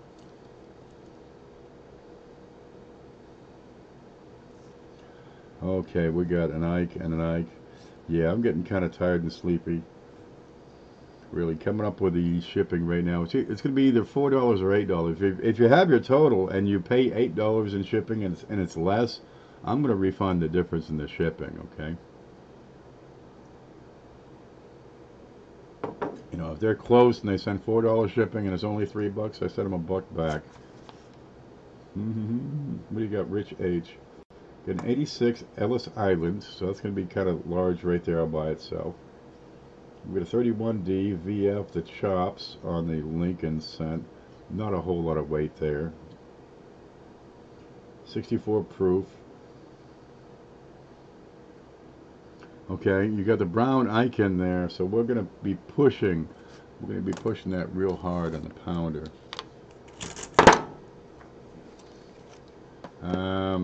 That's probably about a 12 ounce right there. The extra Ike. I think you're still under a pound, Rich. If you got proof sets, I can guarantee you went over. Let's see, number 3. Okay, you picked up one of the groups. Rich. Rich, I think you're safe. I think you're okay. You got 8 rolls of quarters and found 19 W's. You got my share. Right now they're selling for $75. People are putting them up on eBay as fast as they can find them, man. And we're finding them, you know, in focal points, little locuses, where they were initially deployed, and you know, collectors and dealers snatched them up. So you get back in there and pick out the very finest and keep it for yourself. Did you talk about the Black Beauty on Jefferson Nickel? No. I think we talked about that about 3 weeks ago. It's a sintered planchet. They were annealed for too long, too hot. And I think it's 1959 is the date on those. One of those darn things. How much for the house? We're going to start the bidding at 400. But nobody opened the bidding, so I think I'm going to pick through them, hunt for dye varieties, go from there, and I'll break them up into years, and I'll put together, another of those packages. Where the hell did it go for the early birds? I had it. It's gone again. Where the hell here? But instead of having a Franklin in there, I'll put a 40% in. That'll work pretty good. Yeah, kind of a neat thing. Just a little bit of everything. This is a Franklin, a 32 Washington, Buffalo. Let's see, proof, Jefferson's. How's it going? Goes pretty good. Did you see what I got today? This is my fun for some time. Probably later tonight. I keep getting 2019P that don't look that great. The quarters are pennies, Bill. Paula's up in Bellingham. Yeah. You can turn up the volume. I'll say hi to CJ. Yeah, she's going to the she's doing a table at the Bellingham Coin and Stamp Show. Scott Hall's out for the night. Thanks for stopping in, Scott. But I want to get these open too. And I'm going to do these. I don't think I've done a roll of quarters on air. But, dude, there is so much to find. There's no silver. There's still stuff to find in these rolls. Right? There's no W's. There's still stuff to hunt down. There's plenty of stuff in there. I'm out for tonight, folks. There you go. Laundromat change machine. Well, then W's got into circulation. Did you hear, Paula? Amanda found a W in a customer wrapped roll. Yep, this is late night insomnia theater written all over. Excuse me. Okay, guys, I've been going for 3.5 hours. That usually is about enough to wear me out. There's a lot of brain work putting this thing together and keeping everything straight. I'm going to have these invoices out in the next 24 hours. We'll make sure we have everything on it before you pay. You know, just go through and read it line by line. It'll have every single thing listed. Shipping will be $4 or $8 depending on the volume and weight. Not so much the volume. At 1 pound, it jumps to 8. But it also picks up speed getting there, hopefully. Did you catch Silver Nitrate's last comment? No. Did we see it? Did I show you guys what Silver Nitrate sent? Look at this. Look at this heavy darn thing. Huh? We got that whole box. And it's got 7 rolls of 2019D brand new Shining Pennies. So we'll put those in the big show, one each week for the next few weeks. 2019, come on. Oh, to hell with this. Well, that's what it is. It's you know, brand new pennies. All the way from Hawaii. It says Hawaii on them. Apparently all coins imported to Hawaii have to be, you know, stamped or minted with the word Hawaii. They started that back in the 40s, I guess. Something like that. Let me try to scroll up and find Silver Nitrate's last comment.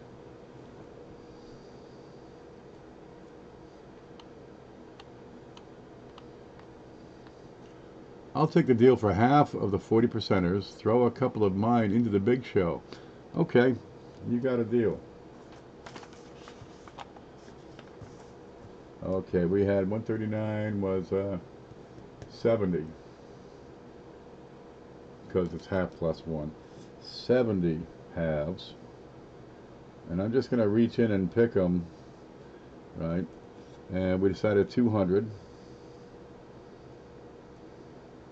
So your shipping is going to be $8 to the big show. You got it, baby. We're just going to pick them right up here. 1, 2, 3, 4, 5, 6, 7, 8, 9, 10. There's 10. That one's got a hole in it. There's 10. There's 20.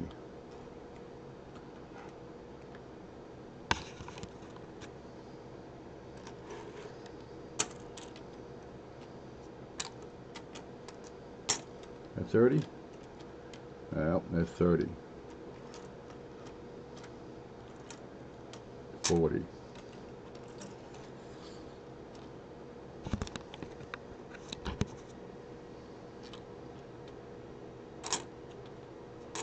50, yep. 60. 70. And a couple of the big show. What couple do you want? How about that one? Oop, there we go. How about that one and this one? Those to the big show. And the rest of you. Dum-da-dum. I'd love to pick through these, but it's your problem, see? Watch Mantic's show. Go through Mantic's list. You'll find out what to hunt for $50.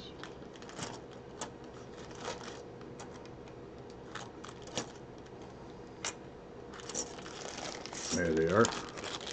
And we'll zip it right here. Where's that damn tape?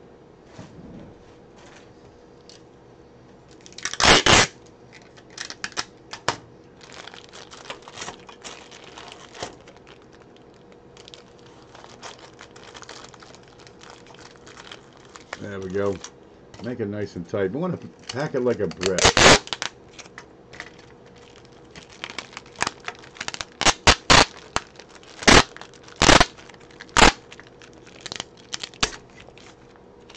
And try this thing.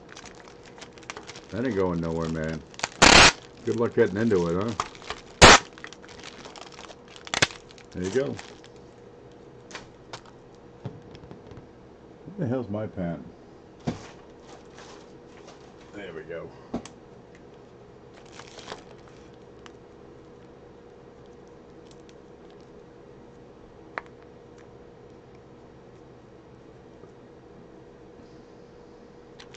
You got them.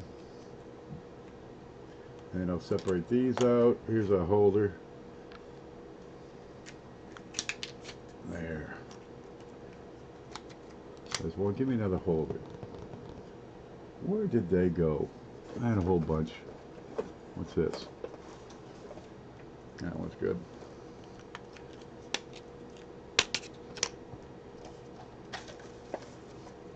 Work, work, work. Well, I want to thank you for cutting my workload in half on that at least. Let me find the chat here. Stop sliding, can't you? Where's that? There, I got all those pennies. I'll put them on top. Okay, silver nitrate.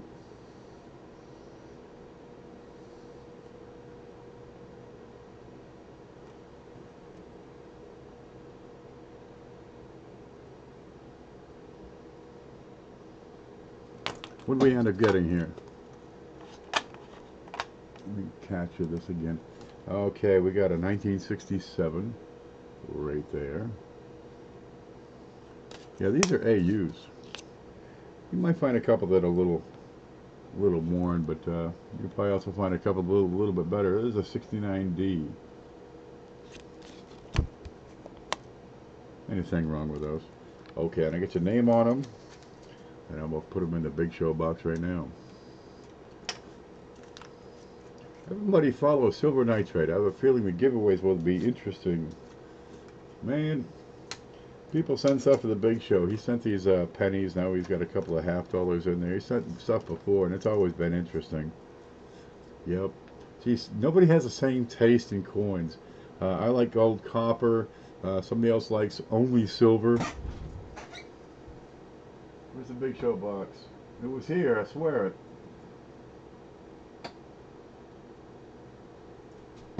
Right there, where it says big. There. I'll put one of those in each show for a couple of weeks. Can I send you a money order cash instead of PayPal? I do prefer PayPal. If I'm sitting on the coins waiting for a money order to arrive in 3 weeks, I'm taking it up the ass. I need to flip these and flip them again next week. So we do have a policy of PayPal only.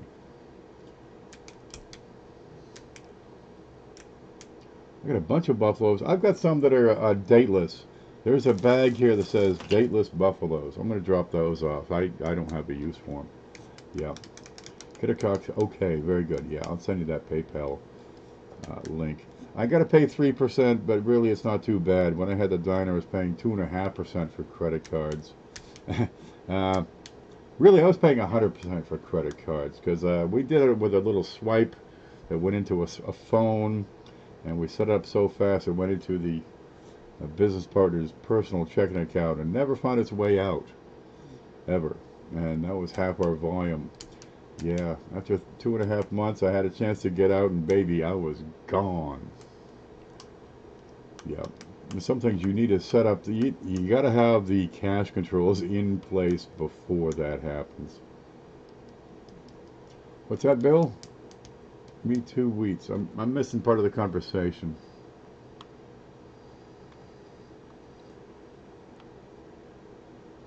Anyone dumping anything for the coin hunt? I always take I got these wheats at my foot. When I put them in for the Big Show, I'm counting them up. If I find some junky ones, I send those in my back to the bank bucket.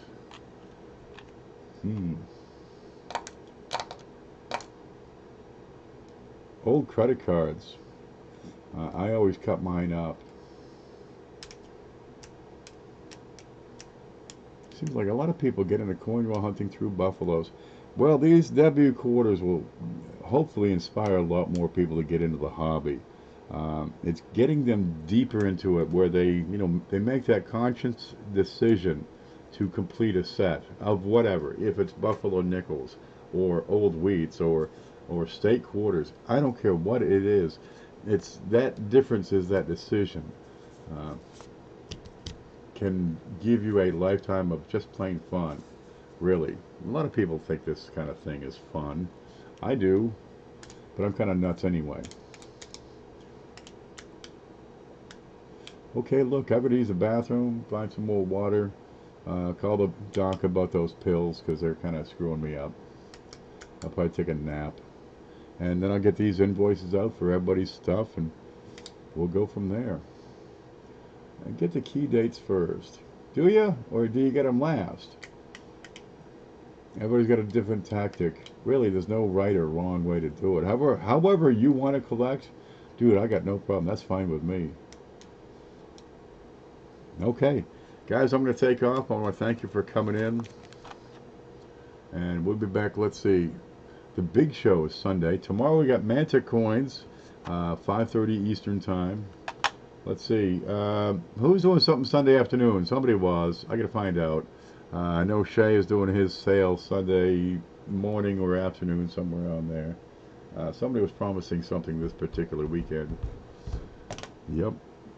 We'll go from there. Cindy, I'm gonna take care of your invoice and adjust it accordingly when I have the total for you.